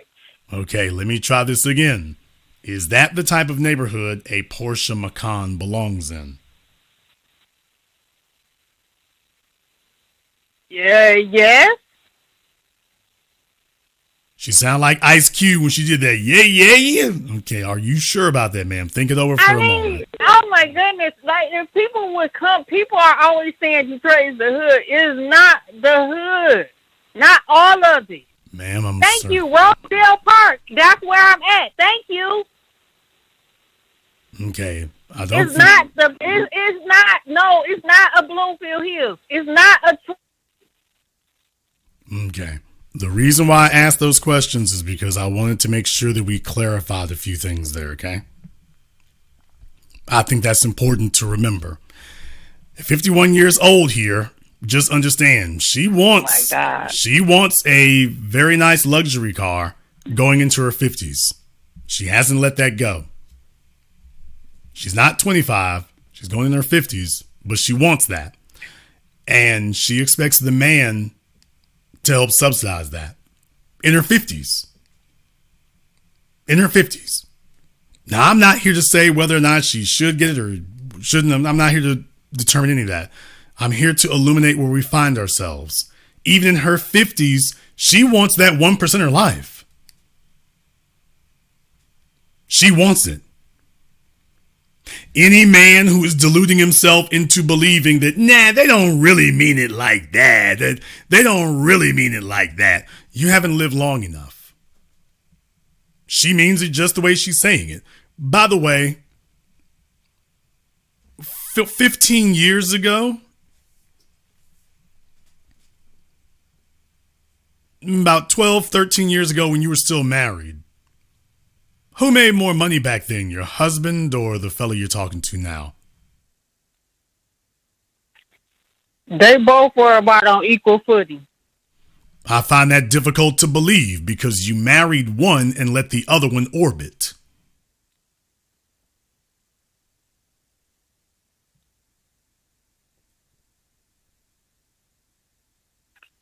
Well, they were definitely. I would say my husband was at the time was more responsible. There you go. Not about that the amount of money, but he was more responsible with the money. So it doesn't matter if the other fellow was making more if he couldn't retain and was wasteful with this. So you chose the one who was more economically viable. That's why she's using the word responsible. Yes. There you go. The other one she allowed to orbit. She was only married to her husband for 4 years, but she was talking to the other guy the entire time. So obviously his lack of financial responsibility or discipline, as you say at the time, obviously wasn't a deal breaker. Which is fine. That's up to you. But by the way, keep that in mind. She went with the best option available at the time. The best option is no longer available. And away she goes. Hey, Mr. Backup Man, this is why I've been talking to you the whole time. She's been riding dirty, but it is what it is. I'd like to know, when are y'all going to go shopping for your Macan? I don't know at this time, Jason. I just looked it up. I just was researching it this week. So, I mean, like I said, that would be a dream vehicle. That would be a goal to get to, but it's not the end all be all for me though. Now, you said that he paid for you a house. Who put the down payment on the house? Jason, he bought the house in cash. Houses were really inexpensive at one time here when it was during the housing crash. Okay, she was in one of them neighborhoods. All right. Okay. No, it was the whole city, not just one of those neighborhoods. All right. Well, he got her the little house on the prairie there, so I'm glad things came together. And okay, well, it's paid for. I'm glad it's paid for, so at least you don't have that stress hanging over your head. So definitely, when y'all go get the Macan, let me know. Okay, I will. I'll be looking to hear from you. And that's the chick who keeps calling up here all the time and whatnot. I don't know why she's faking in front of the night here, but don't lie on you, man. Don't do that. Don't do that. However, what it does prove is one thing right there. I mean, so fellas, just understand something. In the modern era, especially if your paper's straight and everything, monogamy is something that's sold on you. She's sitting here with a dude that she's been talking to for 20 years. Before she got married, during her getting married, after her being married. So she done had a backup dude the whole time. 2 decades. 2 decades. 20 years. And she's expecting him to foot a car that costs more than the house she's in.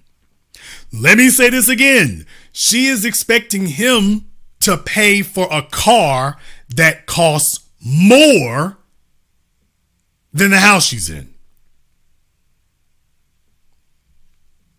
After 20 years, the price isn't going down. The price is steady inching up.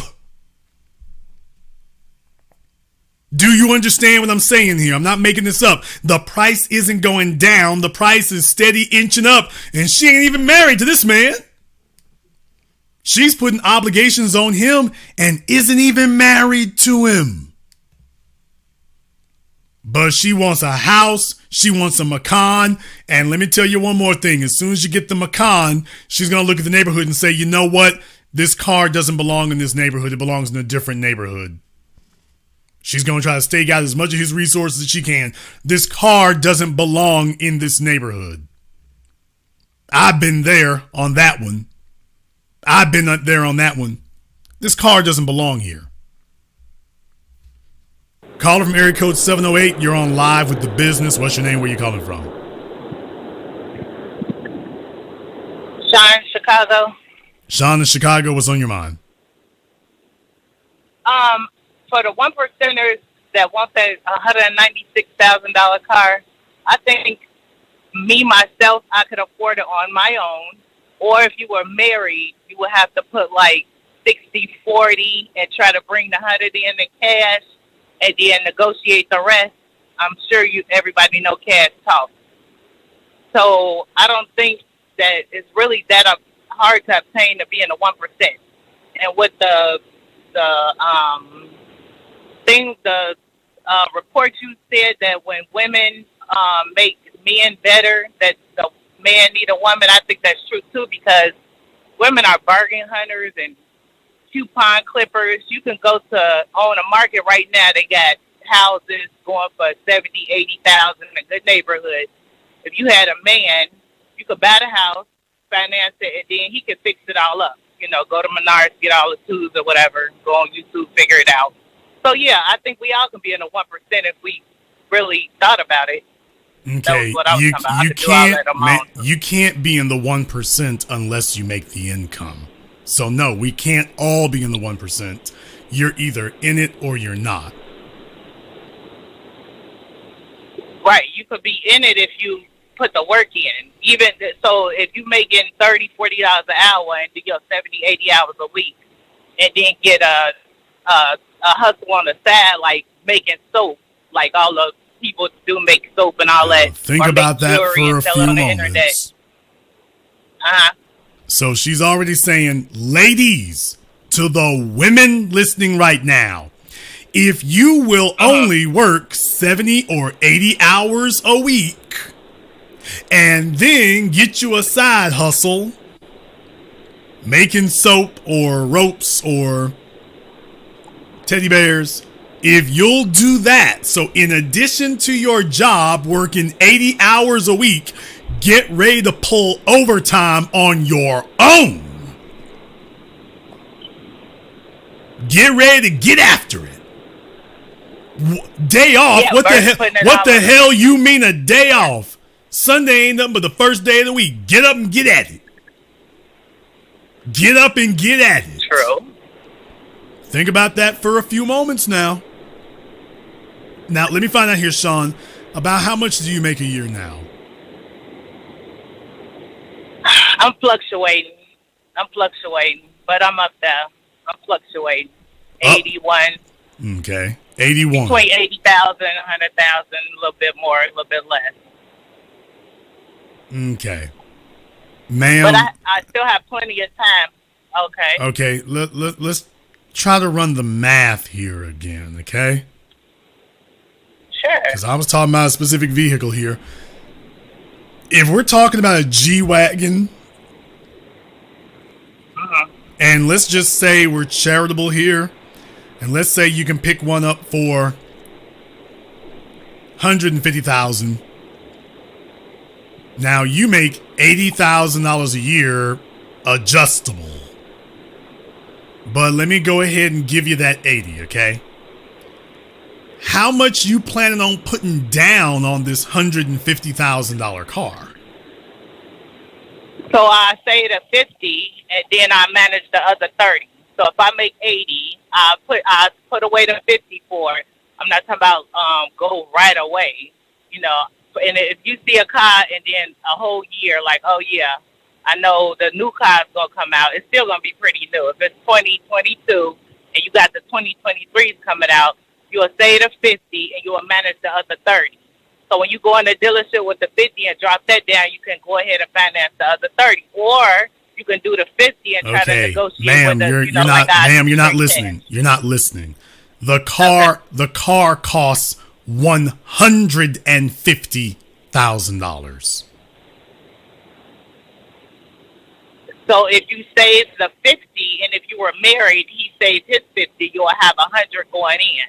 You only have to finance the 50, or you could try to talk to the dealership into doing it for the whole 100. Okay, or you can go to an auction. Let's okay. Ma'am, you no.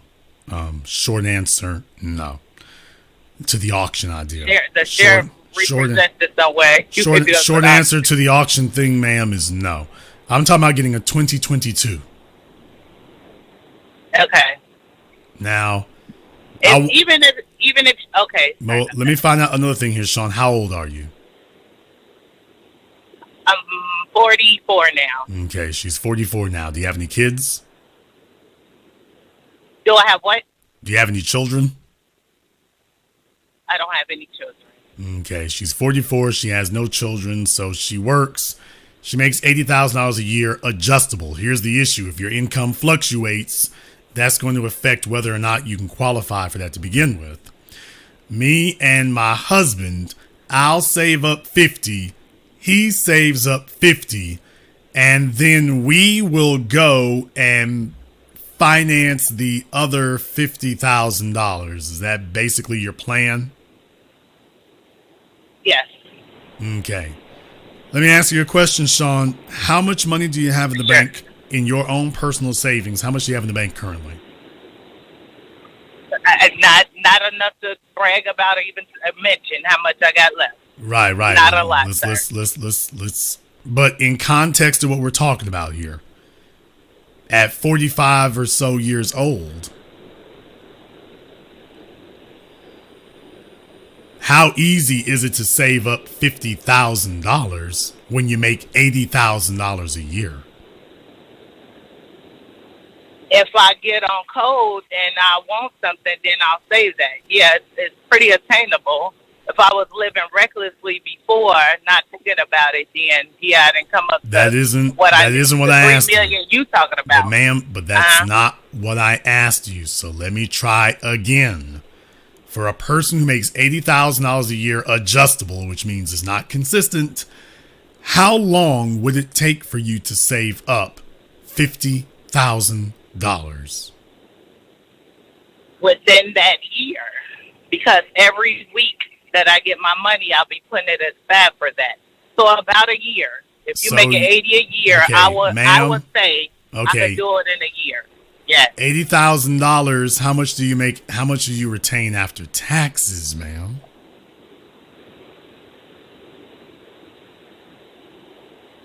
How much do I retain after taxes? You're a single person with no children. You're a single person with no children, so you're already in a higher tax bracket already. But again, with the business that I'm in, it depends on my expenses. So that fluctuates too. It's not a set rate. Right, but what I'm saying is, how are you going to sock away this money with what you just said? Well, the business I'm in, it costs money, which brings down my taxable income. Instead of going to the grocery store, I can go to the local church and get milk. Okay? Ma'am. I could do that. Instead of going to Uber Eats, I could eat at home. Okay, but so you have to buy food. You have to buy food to eat at home. Now, do you own where you live or do you rent? I'm doing both. I got a few situations going on. Clearly. So I'm doing both. Clearly, yes. There's a lot. But I'm saying there's a lot going on in this phone. Cut down on my expenses. Yeah. Ma'am. And look, can I tell you ma'am, something? okay, Can I tell you something? one thing, hold on a moment. Here's the problem. $80,000 is $80,000. After taxes, there's only going to be so much you got left, usually about $60,000. There's not enough there to save. There's not enough there. Because what you're literally saying is, I don't pay an electric bill, I don't pay a water bill, I don't pay any expenses, I don't pay for a car, I don't pay for rent, even though I just said I kind of got rent. You literally, there's no room to pay for anything else, ma'am. So this is a wonderful little fantasy you're talking about, but this isn't something a person could actually do.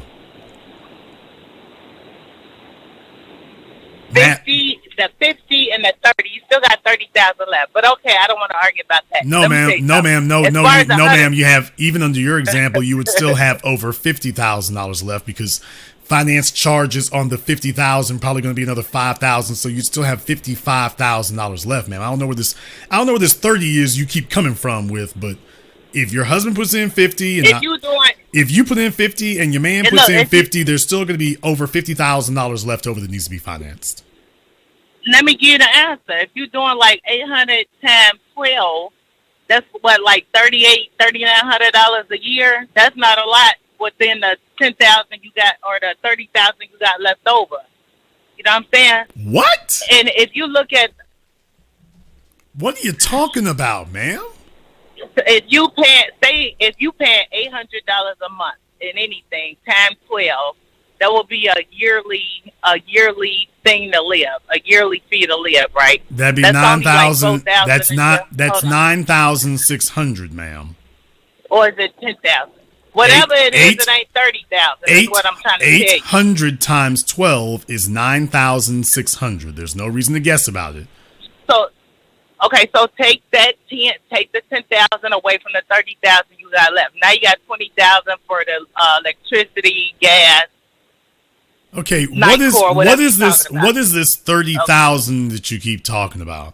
Are you talking about your income after you deduct the $50,000? It's for the 50 saving, and then you got 30 left. That's 80. Now okay, you got to take taxes away from that. You take the taxes first, ma'am. You take the taxes first from the 80. If you deduct the taxes first from the 80. Quarterly. If you take okay, oh no, you have to do it over the course of a year, ma'am. So we have to add this up over the course of a whole year, because you have a yearly. Yeah, so I do. Your car note is going to be 5 years. So what I'm saying is your yearly income is $80,000. They're going to take out. But you're talking about doing a condo. I'm not talking about doing a condo. I'm talking about going in there with the money up front. If you see the car, you might as well at least wait a year to take the financing off. I'm trying to give you the thought process in it. Okay, ma'am. This is not a very good thought process. I'll say that. This is not a very good thought process. This doesn't work. After taxes, you will not have. You're gonna have about $60,000 left over, and from that you'll have to pay everything out of the $60,000 you have left over. And what you're telling me is that you'll be able to live on $10,000 a year. No. Okay, well, that's what would have to happen, is you'd have to live on $10,000 a year. Let me ask you another question here. Are you saying that you can live on $20,000 a year? I probably could. If you're saying it's 10,000 a year to live for the first one, and the other 10,000. That's good. I'm glad to hear that. Now, how much money do you have saved in the bank right now? We already went over that. I already told you it ain't enough to even talk about. Yes, ma'am. So as far as the not enough to talk about isn't a number. No, it's not. Right. Not enough to talk about is not a number. Is it safe to say that you have... The number is... Is it safe to say that you have less than $2,000 in the bank? It's safe to say that I'm looking for a man. Okay. That we can be real safe with that, because I don't have enough to even talk about. Okay, so in other words, it's safe to say that you got less than $1,000 in the bank. So what I'm saying is that after all, how long have you been making $80,000 a year adjustable? Forever. forever since I was 22. So she claims and I was way more than that when I was 22. She claims she's been making $80,000 a year, more or less, since she was 22. And yet... Since I was 22, that is correct. And yet, after over 22 years, she's got less than $1,000 in the bank. $400.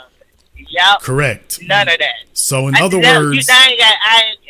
So in other words, you can't make it happen. I'm not going to agree with this house. In other words, you couldn't. In other words, you couldn't make it happen. I made some things happen, but I ain't got no money left. You weren't able to make but you weren't able to make some savings happen. For a lifetime. Yeah, but you weren't able to make savings happen.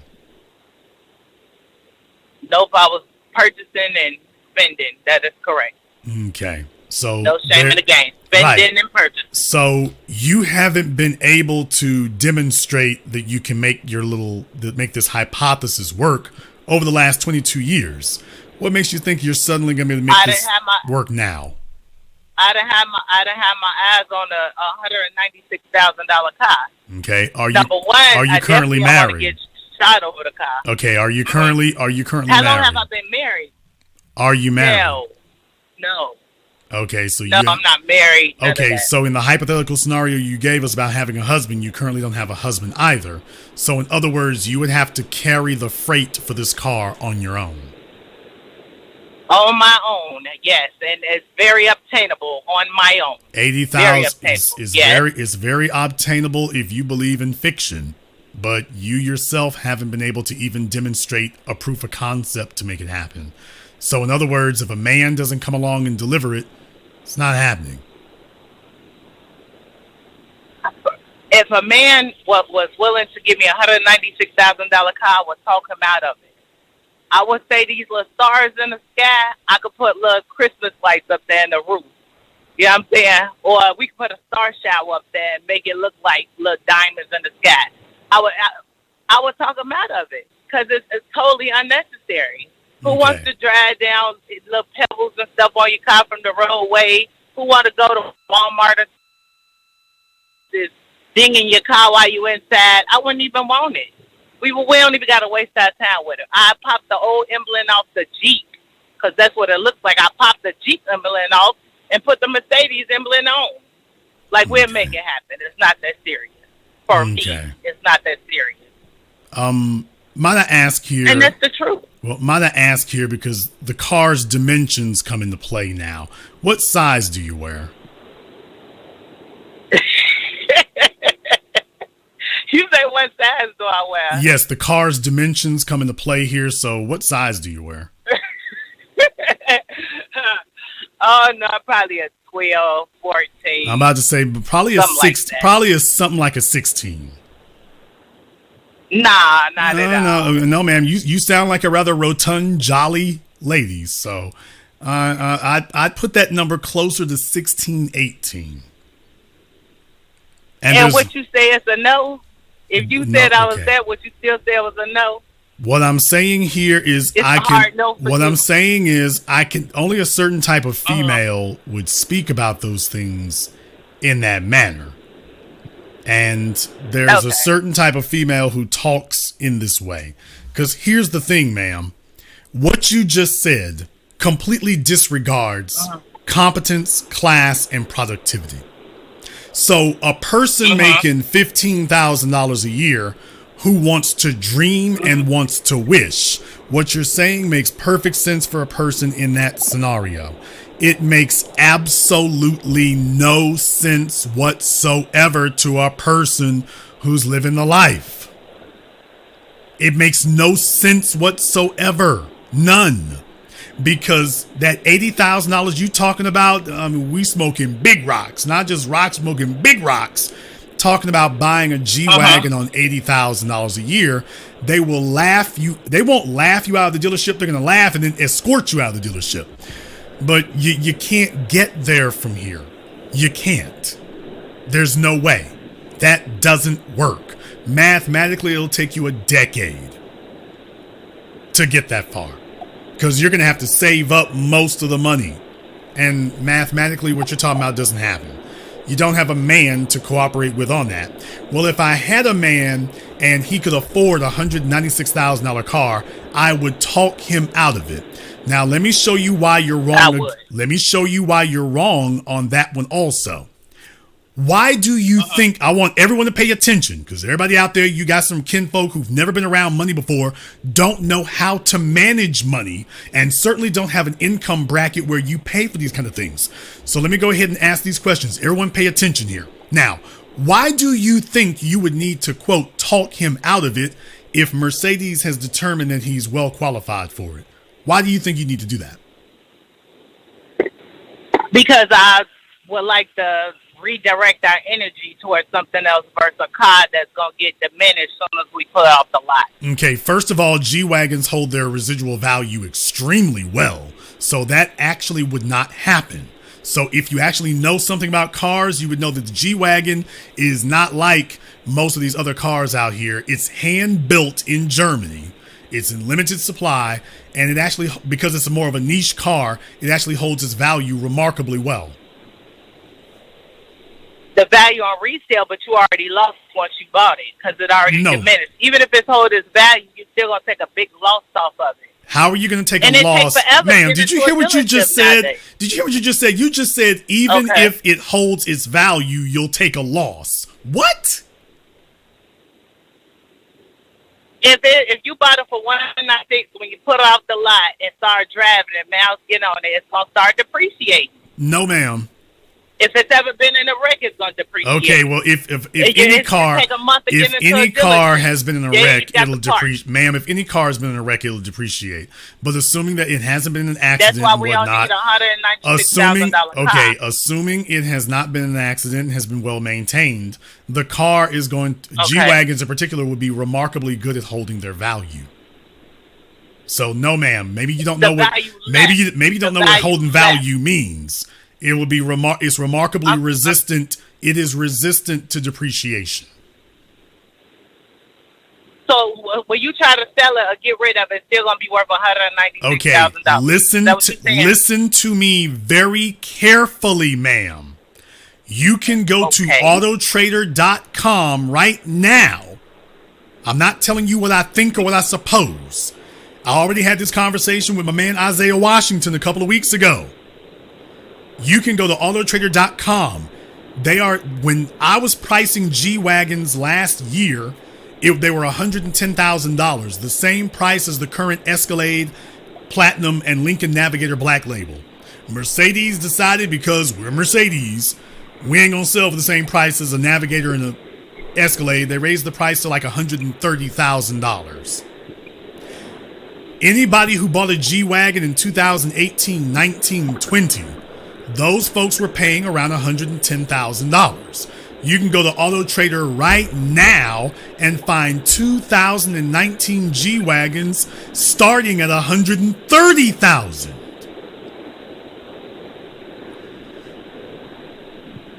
So this isn't your isn't your Nissan, ma'am. Are you? Let's try this again. No, ma'am. Let's try this again. You don't listen very well. They paid for the car about $110,000 3 years ago. They can now sell the car for about $15,000, $20,000 more. And so y'all taking a bath and raising a family in this car that no, ma'am. A little bit more money. No, ma'am. Okay. I think now she's finally understood the error of her ways. Now that I've educated her about depreciation, now let's educate you about money management and opportunity cost. Now let's just say that you do have Now listen carefully because you need to learn. Let's just say you have a $150,000 car. Let's say that you get one that is remarkably resistant to depreciation. You now have the opportunity to actually buy the car and what we call drive it for free, which means when you're done with it, you can sell it for what you bought it for. So in effect, you get all your money back later if you ever decide to sell it. But the next thing you need to be aware of is opportunity cost.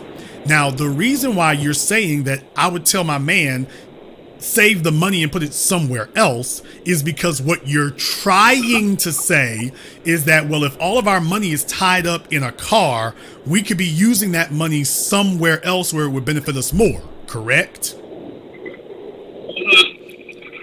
Is that correct? Yes. Okay. That's Yes. that is the reason that you need to have good credit so you can finance that amount. What you really want to do is put about $50,000 down and finance the other $100,000. That way, because even though you have the $100,000 in your bank account, hypothetically speaking, and you could pay it out of your bank account, why would you go into your cash reserves to do that when nobody's demanding it? You'd be far better off going to Chase Bank or Citi or whatever, Capital One, financing the $100,000 through them and keep your $100,000 in your bank account, and then you just pay a car note, pay that in piecemeal over the course of 3 to 5 years. That way you keep all that money. Okay. You keep your money in your bank account. You use the bank's money. It's only going to cost you a few $1,000s more. But if you pay the car off early, it won't even get that far along. But you use the bank's money instead of yours, and you keep your money in your bank account. Now you've got the car. You have the use of the car. It only costs you $50,000 to take possession of the car. Nobody's expecting the other $100,000 now. Here, just throw them $1,000 a month and you'll be straight. Now you keep your $100,000 in the bank and you can go invest that somewhere else. And here's the goal. Now, here's the part you don't know. The goal is that $100,000 you have in the bank, let's just say, for example, that the interest, the total interest that's charged by the bank on that $100,000 that you borrowed, let's just say that the total interest is $10,000 under the current interest rates. Let's just say the total interest is $10,000. If you can take that $100,000 of your money that you did not go to the dealership and pay cash for that car with, if you keep that in your bank account and invest it somewhere else that can give you more than $10,000 over the course of 3 to 5 years, you've won. You didn't have your money tied up. Okay, let me tell you something. If me and somebody bought this $196 car, we didn't win because, first of all, if the oil needs to be changed, you don't know what to do. If it need a part, you don't know where the part's coming from. Ma'am, it's under warranty, and you can have a service agreement during this time. You've never bought a new car before, have you? I have several cars, and I've been to several dealerships. You've never bought a new car, apparently, because you're not talking like somebody who's bought a new car. I have bought a new car, a $36,000 car, and they knocked off fast $6,000 because it was a promo. So instead of getting that, I'll take the promo. Okay, so ma'am, if you buy a new car, you're covered bumper to bumper for the warranty. So your thing about parts does not apply. So let's not bring that up anymore. And as far as getting the oil changed, if you're really that worried about it, they will sell you a service agreement that will take care of that. And it was still something with it, though. Once they fix one thing, then here comes something else. Ma'am, it's a new car. Yes. It's a new car. It doesn't work that way. It definitely did. It definitely works that way. You take it in, something else goes wrong. Ma'am, and I think the dealerships know when you pay your car off because they make more stuff happen to it. Ma'am, just stop. Okay. Just stop. Just quit. Sir, I'm now you're just making things up, and when you start talking silly, you don't have a point, and when you start talking silly, it devalues the conversation, okay? So you're not going to buy a new car. You're telling everybody here that everybody who buys a new car is going to be going in for service within the first year. That's not the way it works, ma'am. It doesn't work that way. I took a car into the dealership. It was it was a brand new car. Brand new car. Okay, what year was this? I bought a 06 Acura. Okay, 06 Acura TL. What year did you buy this 2006 Acura? It's 2006. So you're saying you bought a 2006 Honda Acura, because Honda makes the Acura, and you're saying that you same line, exactly. Ma'am, and you're saying that you had trouble out of the car as soon as you bought it. This is exactly. I'm glad you said the same line as a Honda. Exactly with the $196,000 car, you can go to the same line. Okay, ma'am. Get that same All right, ride ma'am. for the $196,000. Ma'am, you did not buy a new Acura and start having a bunch of repairs on it. That didn't happen. I bought That the car, didn't but happen. there was still stuff going on with Ma'am, the car within that time. Then it wasn't a new car. They had recalls coming out. Ma'am, ma'am, that didn't happen. It really did happen. Ma'am, okay. I guess it's my luck of the draw. Ma'am, it really did happen. last time, that didn't happen. Now, going back to our example about the loans and the opportunity cost, here's the thing I want you to understand. A man with resources and his money straight isn't going to spend the amount of time that I spent on the phone with you. He's going to bypass you for somebody with some sense. So a woman sitting up here talking clearly about something she knows nothing about, rather than her being quiet and being educated, she instead wants to just make up all kinds of fiction. And this is how you end up a size 16 driving a 2006 Acura, telling the world that you're getting that was ahead. back then. Ma'am, I'm sure you still pushing that bastard right now. Let's stop the cap. I bet you I did hang on to that car. I don't let none of my cars go. I'm sure but you yeah, do. I moved on since then. Shocks and struts be screaming when the car sees her coming. The shocks and struts start screaming if they could talk. I'm sure they do. No, nope. But all I'm saying, sir, is I would talk them out of it, and we all can hit the 1% mark if we just save the money, especially if you marry half and half. As you talking about, you don't really like the half and half thing. I love the half and half. First of all, you're not married, so you can't do that. Second of all, you can't afford it. So you're talking about numbers. I definitely. Third of all, you don't even understand the math necessary to finance it. You don't understand any of it. So this has been a heck of a phone call here, but thank you very much for giving us a call here tonight. Two little old ladies from the north. If y'all want to know why older black men do not fool with older black women, here it is. I just want you to understand that. If you want to know why it is when black men get their money straight, your grandma and your auntie, you want to know why the fellas and the players are avoiding them like the plague? Because that's what you got to deal with. You got to listen to that from two of them. So just understand that you got one false flagging, and then you have another one who has no comprehension and trying to tell him what to do, and she doesn't even understand the subject. Now, the question that I'm asking here tonight, I've been asking the question about, can women have a 1%er life?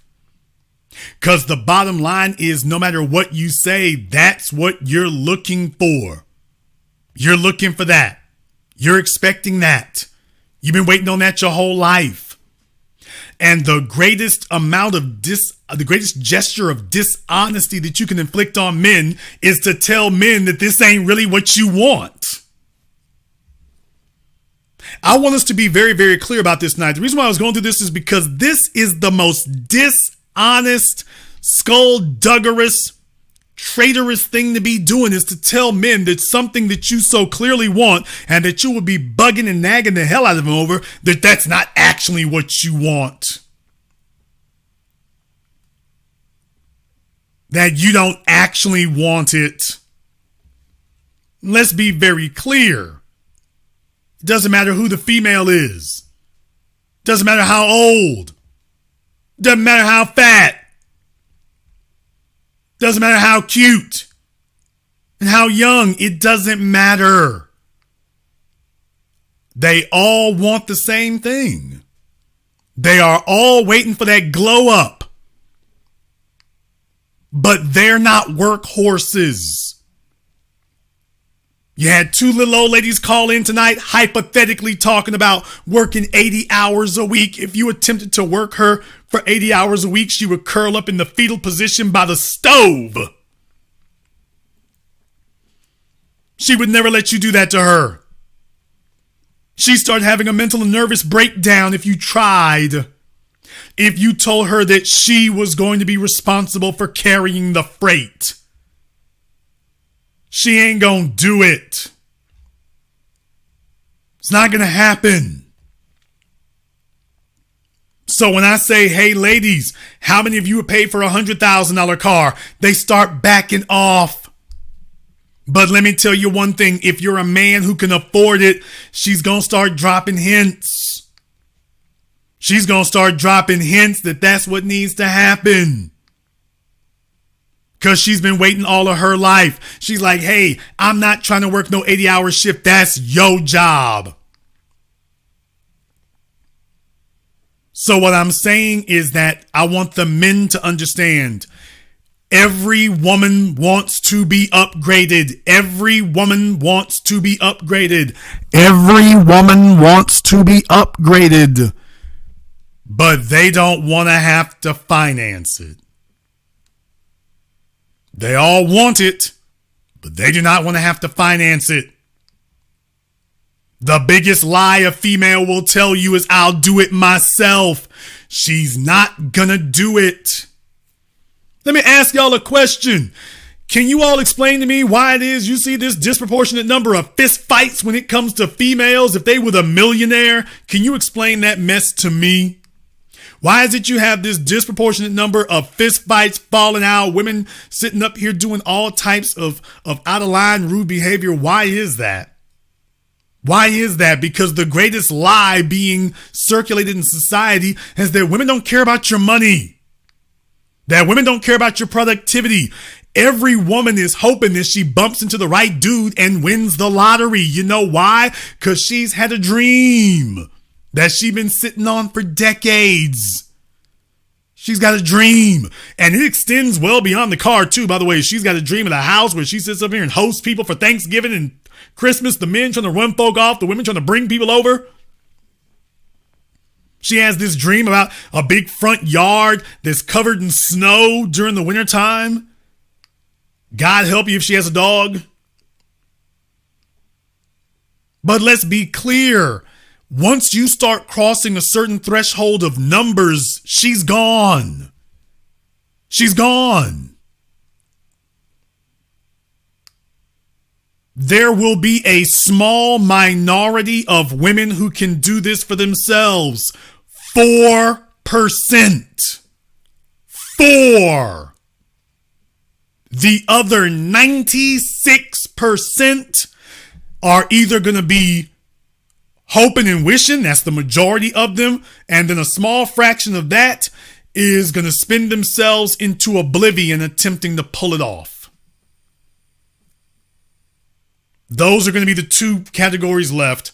Those who get up and walk away, and those who stick around, but they're going to spin themselves into oblivion.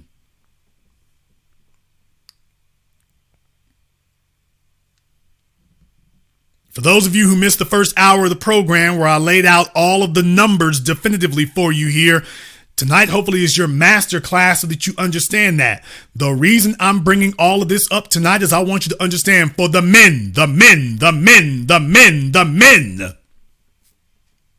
This is an unspoken assumption on the part of every female that you meet. She has an unspoken assumption. And her unspoken assumption is that you are going to upgrade her life. That you've got the super secret formula and that all she's got to do is pat you on the back, pat you on the head, rub you on the back, maybe kick you in the ass and believe in you, and that you will spontaneously be able to spit out the answer. That you're going to figure it out.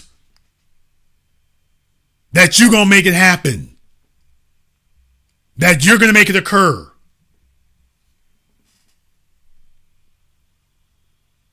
Now, none of them are going to approach you saying that. You know why? They're not going to approach you saying that any more than you as a man are going to approach a female who's built the right way and tell her, oh, well, you know, I really would just be interested in laying up if I could. Can I do that? If I can, She's not going to do that anymore. You're not going to approach her saying that, and she's not going to approach you saying, now you know you need to be making $125,000, $150,000 a year, right? Now you know you need to be doing that, right?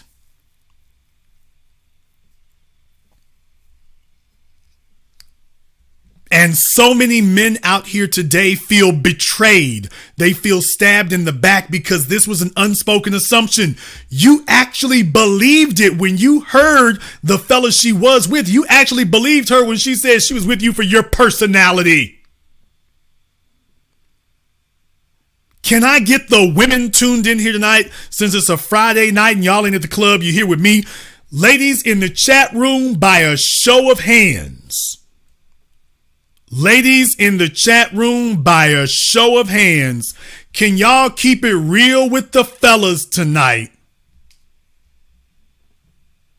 Can y'all just keep it real with them? To the ladies listening here,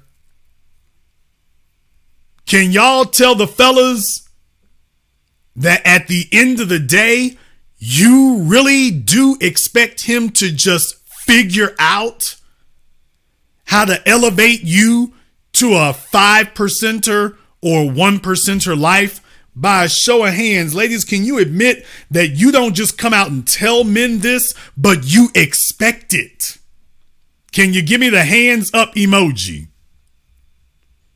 Can you give me the hands up emoji?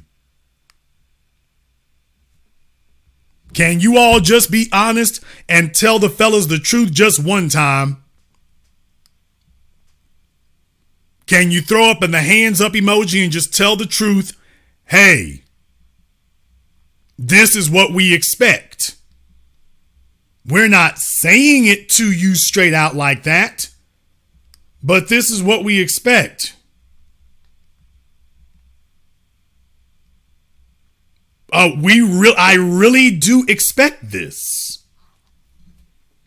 Can you all just be honest and say, hey, I really do expect this? Let me say something right now, and I wanted to have this program here tonight. If we can just be real to the ladies listening, pay attention. To the ladies listening right now, can we keep it real? Can you go ahead and keep it real? I want you to put a smiley face emoji. I'm talking about the one with the teeth.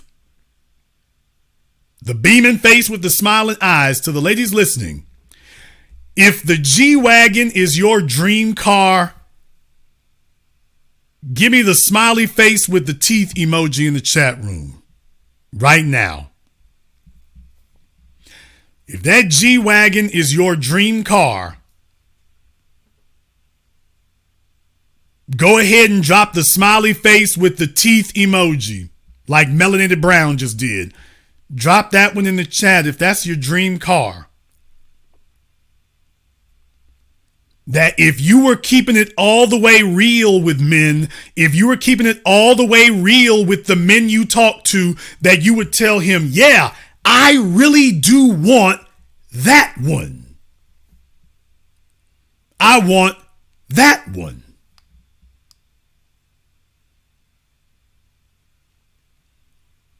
I'm seeing a lot of teeth in here right now. I'm just going to say that. I'm just going to say I'm seeing a lot of teeth.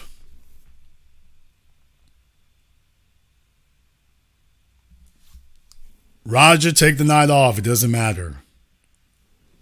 If you can afford a G-Wagon, you can afford you can afford gas.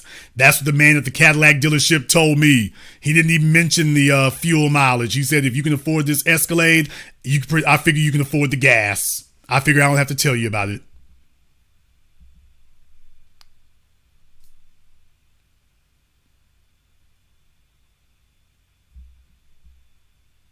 Now, fellas, I want you to understand something. They're not joking. They're not kidding. They mean this.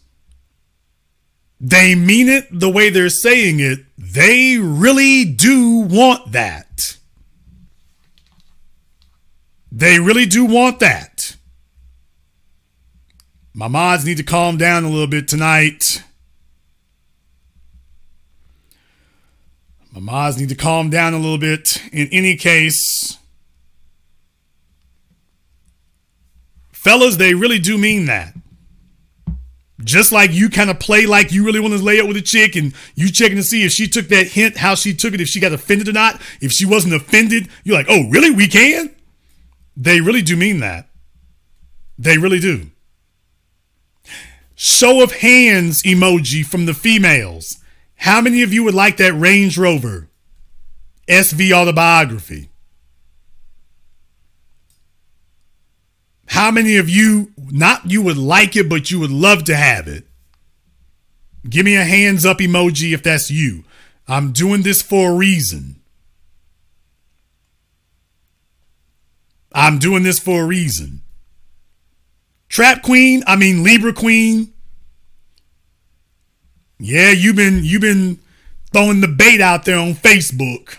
She been throwing the bait, y'all. I know she doesn't think I don't watch. She be throwing the bait. So she's like, look here, somebody gonna pay for this Range Rover. I ain't mad at you. I'm just saying you need to be a little more strategic. You need to be a little more strategic. You're throwing too wide of a net, baby. You need to be more strategic. You're doing too much. Now, fellas, did you see how many hands going up? These women ain't playing. They're not playing and they're not joking. They're not playing about this. They don't want to just be thinking about it. They want to be living it. I don't know how I can make this any more plain to you. They're not joking. They're not jiving. They mean this. When you talk about that 160, 190, and that's the base model, we ain't even I say that's the regular model. We're not even talking about the AMG version of the G-Wagon, the G63. We're not even talking about that one. We're just talking about the G550. The G550, not even the AMG. Which, by the way, why on earth would you get an AMG for a machine that big? But anyway, yeah, for the AMG, it's $250 and up. You might find one for $230, but it's $250 and up for the AMG version. They're not playing. They mean it the way they're saying it, guys. I'm telling you, they mean what they're saying. She's going to sit there. There's a lot of fellas right now. You're sitting up here listening to Coach Sex Doll Adams, the rest of them fellas, and you feel betrayed because you heard somebody sit up here and you didn't understand what was actually going on. They'll sit there and hold your hand, and they'll sit there and baby, what's going on? And this, that, there, and the other. But in the back of her head, there is a program that is running. There's a program that says, I buy makeup, shoes, and purses. And if I can find a guy to take care of the shoes and purses, I'll let him do that too. But my money is reserved for makeup and shoes. He needs to take care of these other things. And if I were really honest with you, thank you very much for that Jeep Commander you bought me. But if I kept it real with you, no, I'm not joking. I really do want that G-Wagon. I'm not joking. Never set foot in it. Never sat in one. But I want it. And fellas feel betrayed when something inevitably occurs and she inevitably shows you what she really owns. Guys, I want you to pay attention. These women ain't playing tonight. They mean this the way they're saying it. They're not joking and they're not playing. They really do mean, yeah, but for real though.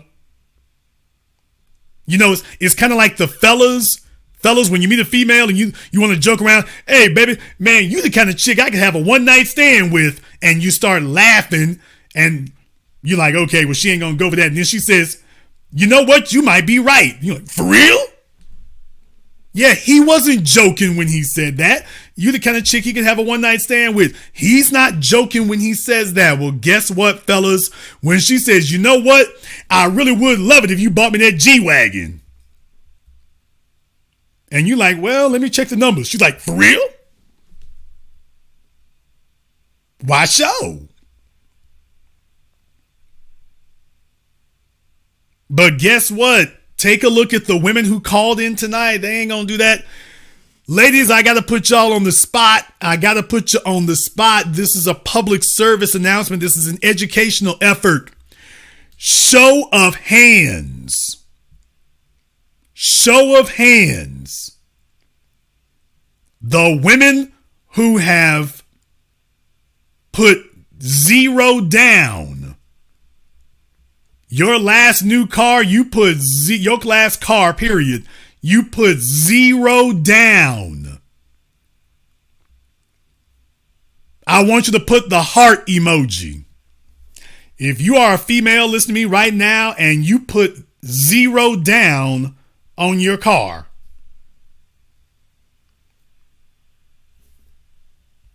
give me the heart emoji.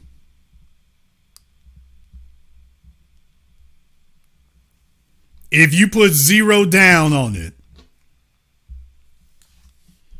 come on now, stop the cap. Stop the cap. Come on out. Come on out and let the fellas know what y'all really working with. Libra Queen, if you don't put your heart emoji in there and stop fronting.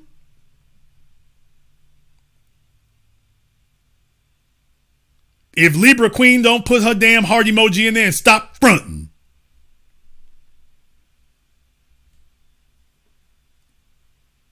Kamikaze said her husband put it up, so that's 0 for you.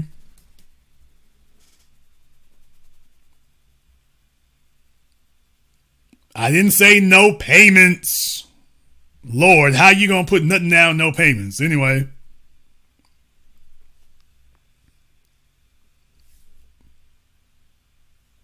You know what they didn't say? They didn't say that they're putting 20% down.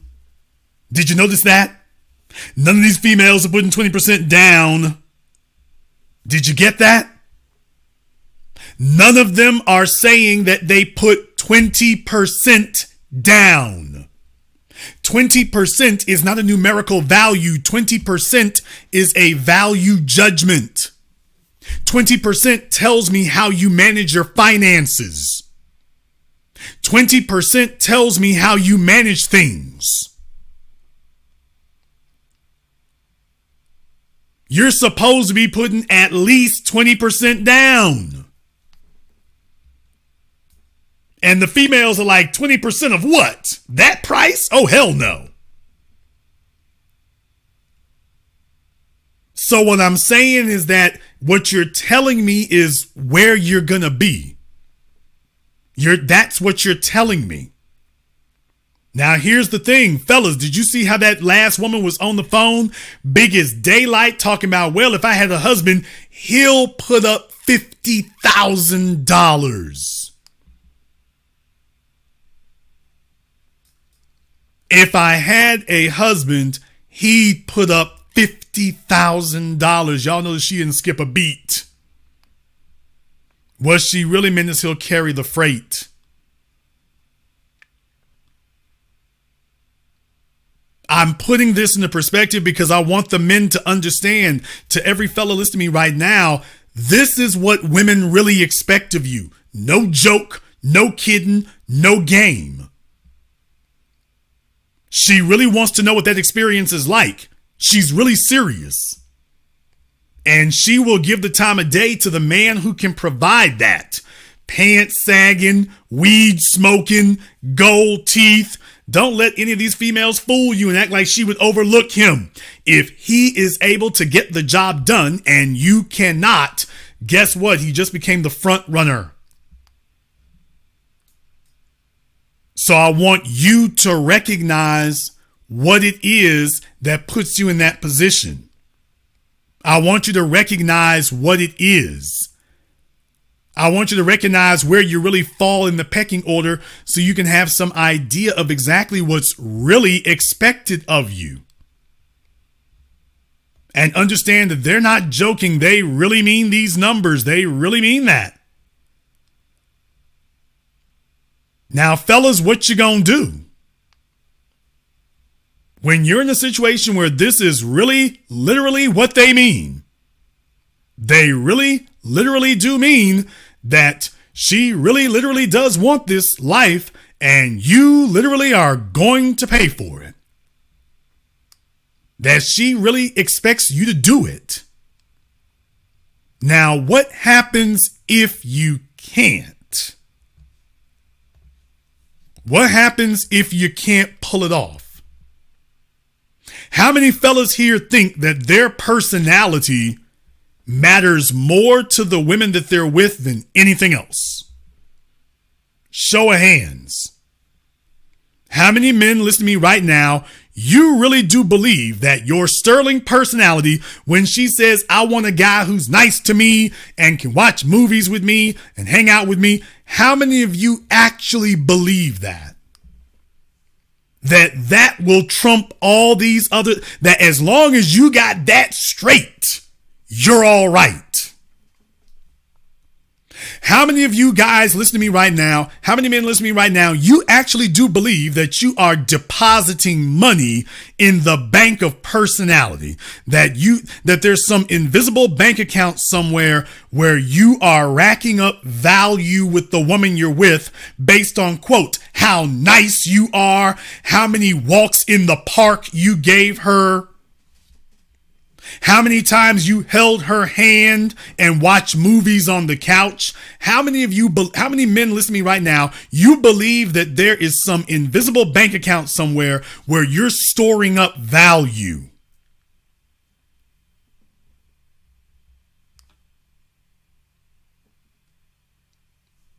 You're storing up value somewhere and you'll be able to cash that in.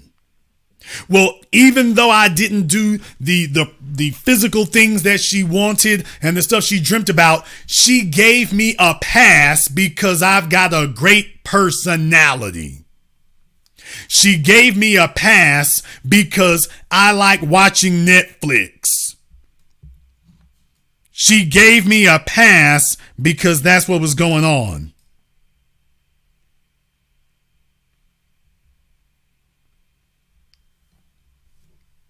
How many of you actually believe that? I'm hurting some feelings tonight. My numbers went down when I asked that question. There's a lot of fellas who don't want to hear that. They want to hear, and then they'll come back mad as hell. You come back black pill and incel because you don't want to face the reality of it. That, by the way, the biggest lie women will tell you is they love your personality. And I'm not saying that your personality doesn't count for something, but if you think that your personality is a substitute for productivity, I want you to listen to yourself for a moment. You believe that your personality, you really believe her when she says your personality is a substitute for productivity. You really do believe that. You really do believe her when she says that. Or when she implies it, because a woman never says that. But she'll imply that. Oh, you're so much nicer than the last guy I was with. You're so much more sensitive. Okay. The holiday season is rolling around, fellas. The holiday season is rolling around. How many of you think you're going to get by on personality? Holiday season is coming up. Okay. You really think with the avalanche of ads for products that we're about to get hit with, you think that that's all you need? That's it? You don't need anything else? You really do believe your personality is going to float you? All right. Go ahead and believe that. But if it doesn't turn out the way you thought it would, and if it doesn't get the results you thought it would, just remember somebody tried to tell you.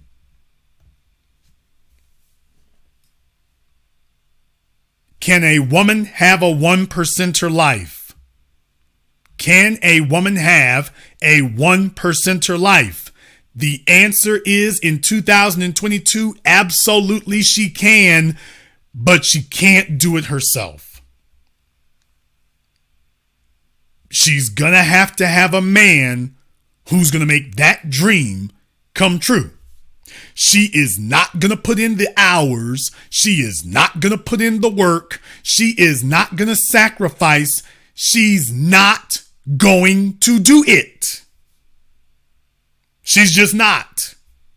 If you don't walk in and if you don't make it happen, she's going to buy her little old Kia Rio and keep it puttering. But other than that, it's not going to occur. But I'll tell you one more thing. That lady sitting next to you tonight, fellas, let me give you a horror story just in time for Halloween.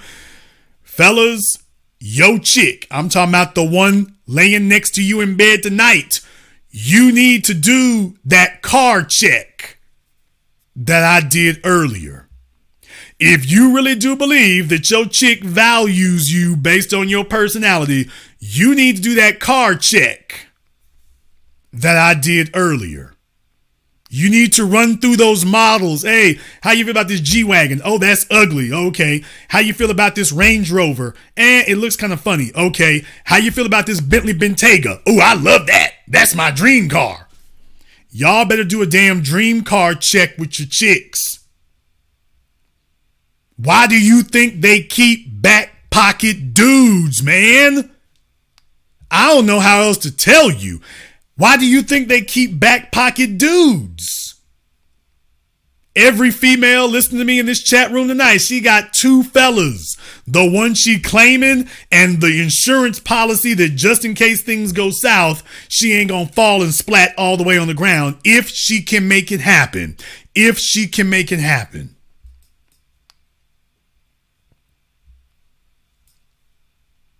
Fellas, you need to do that car check. And find out where you really stand. Do I think they're going to confess that? Absolutely, because most of you are too scared to death to ask. But if you open that door and ask about her dream car, she'll tell you. Because she's been waiting for years for you to open that door. Now that you've said it. Now that you've said it, oh, hey, baby, what'll be your dream car? She's like, oh, hell, here we go. My ship just came in. He finally asked. My ship just came in.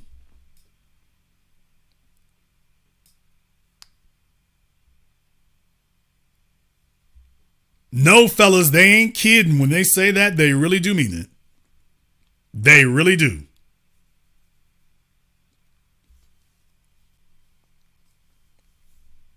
Clinton, if you dating chicks with no driver's license, then they've got a combined net worth of negative $200, dude.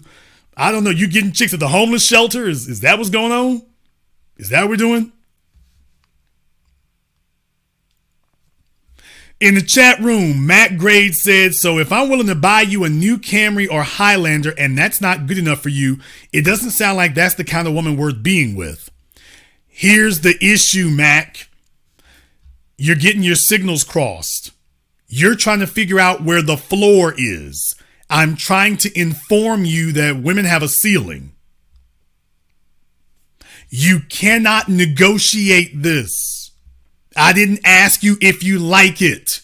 The other thing is your question is very fallacious because you're saying it doesn't sound like that's the kind of woman worth being with. But brother, they're all the same. What the hell? They're all the same. He's talking like there's a group of females out there different. Here we go with this fantasy talk. Dude, they're all the same. The biggest trick they pull on men is telling you, oh, I'm different. They're all the same. Do you all notice that everything I've been telling you now for years, over a decade, I haven't changed a word of it. They're all the same, man. He's telling us that he's found some special secret enclave. Dude, where are you looking? What are you dreaming about here?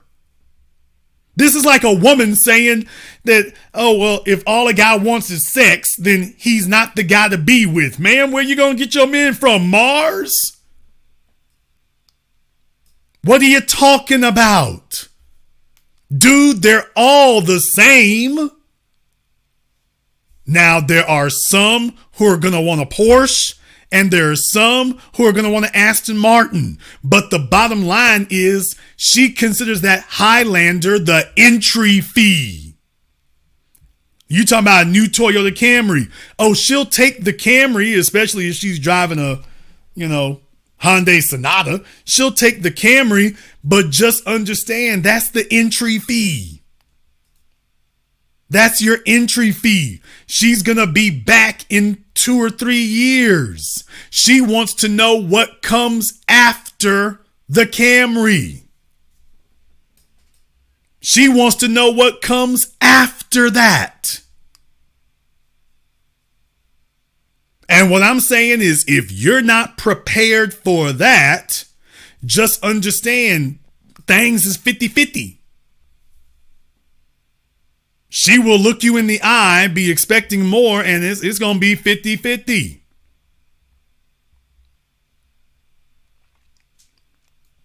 Now, you might be able to get away with a repeat performance, but you're denying hypergamy. So she'll accept it if nobody else is making a better offer. If nobody else is offering anything. But just understand, once you buy her a Camry, she's going to be like, I knew it, because most of these chicks out here, their man ain't bought them a damn Happy Meal, much less a car. So as soon as you buy her a Camry, she's not thinking, boy, I'm lucky. She's thinking, you know what? He might be underbidding me. If I can get this Camry, I can probably get this Mercedes E-Class.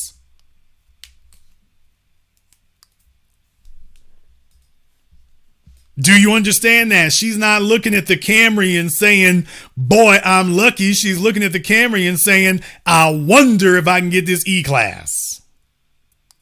Because I feel like I'm worth an E-Class. I feel like I'm worth it. Now, if the rest of the men haven't made it clear to her that, baby, look here, you better stick with Mr. Camry because I ain't going to buy you nothing but a tricycle. That's one thing. But other than that, if she starts feeling herself and if somebody leads her to believe she can upgrade over that, she's going to investigate her options. And that's female nature. That is why a man has to always interject uncertainty. You've got to always make it clear that she hasn't seen the best you can do. That's how you disarm hypergamy. But let's be very, very clear. This fantasy that they're going to give up on that and that that's not really what they want and that they're not really aiming for the stars, as Casey Kasem used to say. This idea that they're not really doing that, man, that's a lie you're feeding yourself. Fellas, they want that. Ladies, I'm just letting you know I'm taking the cat out of the bag. This is what y'all want. You're not playing. You're not joking. It's a bunch of dudes out there who are in denial, but I'm not going to sit up here and shade it. You really do want this. You really do expect this. You really do expect this to happen. You really do expect this to happen. There are just the men that you've admitted it to, and then there's just the rest of them that you haven't. But let's keep it real. You really do expect this. You really do expect it. When you say this, he's going to figure it out. I'm talking about, fellas, liquidate your 401k, go get some money from your friends or whatever, that if she feels she's worth this, and all of them do, you're going to figure this out. You're going to figure it out.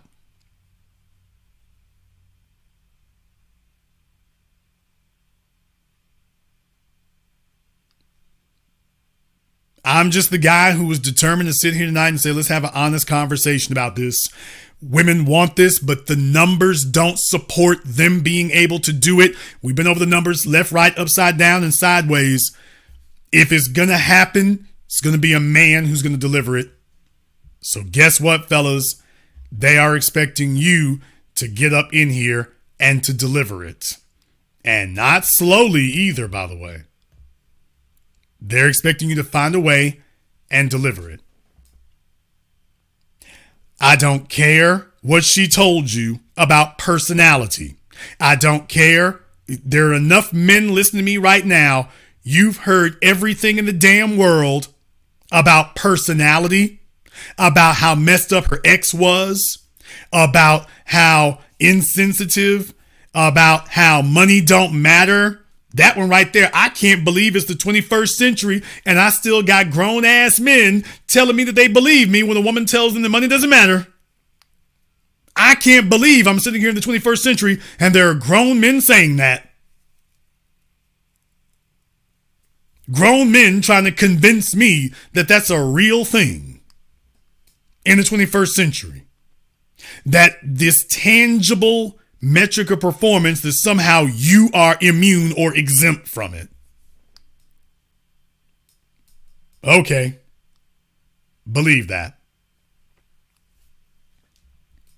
We're going to go ahead and wrap things up here tonight. I want to thank Project Leroy and everybody else who's contributed to support tonight's program here on PayPal, Cash App, Super Chat. So thank you very much for that as well. We appreciate that. If you are new here to the business, welcome to the program that all of your favorite YouTubers like to talk crap about behind our backs. But this is the place where all of them get the game from. So click that red subscribe button, click that yellow notification bell. Join us each and every time that we are here.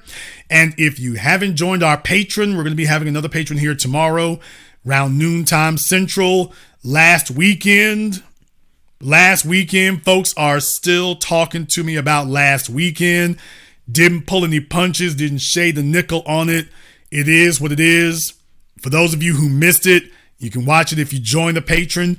But I definitely suggest you go ahead and do that, because I got a few choice thoughts, things that I can't say here on YouTube.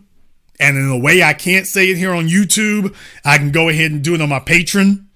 So want to go ahead and get that here as well. Look, I'm just keeping it real here tonight. I'm just keeping it real. Ladies, y'all get on your Facebooks and you talk about some social issues and little babies and things like that. But if we can just be honest, if y'all would just be honest with the gentleman, you would put up a picture of those things and say, yeah, I really do want it. No, I'm serious. No, I'm serious. But the women aren't going to do that. They're not going to do that because they know that's a turnoff for most men. But don't be deceived. This is what they really expect. And they can't do it themselves, and they know they can't do it themselves. So guess what? A man is synonymous with a 1%er life. I say again, a man is synonymous with a 1%er life. If she wants that life, it's going to be a man she's got to find the right man. If she wants all these other things, she got to find the right one. That's the door that opens everything else. Like it or lump it. Thank you all for joining us here this evening. We will be doing this here again soon. And this concludes tonight's broadcast of The Business. I am your host, your brother, your humble servant, Mr. Jason Black. And until next time, my brothers and my sisters from around the world, remember, handle your business or your business will handle you.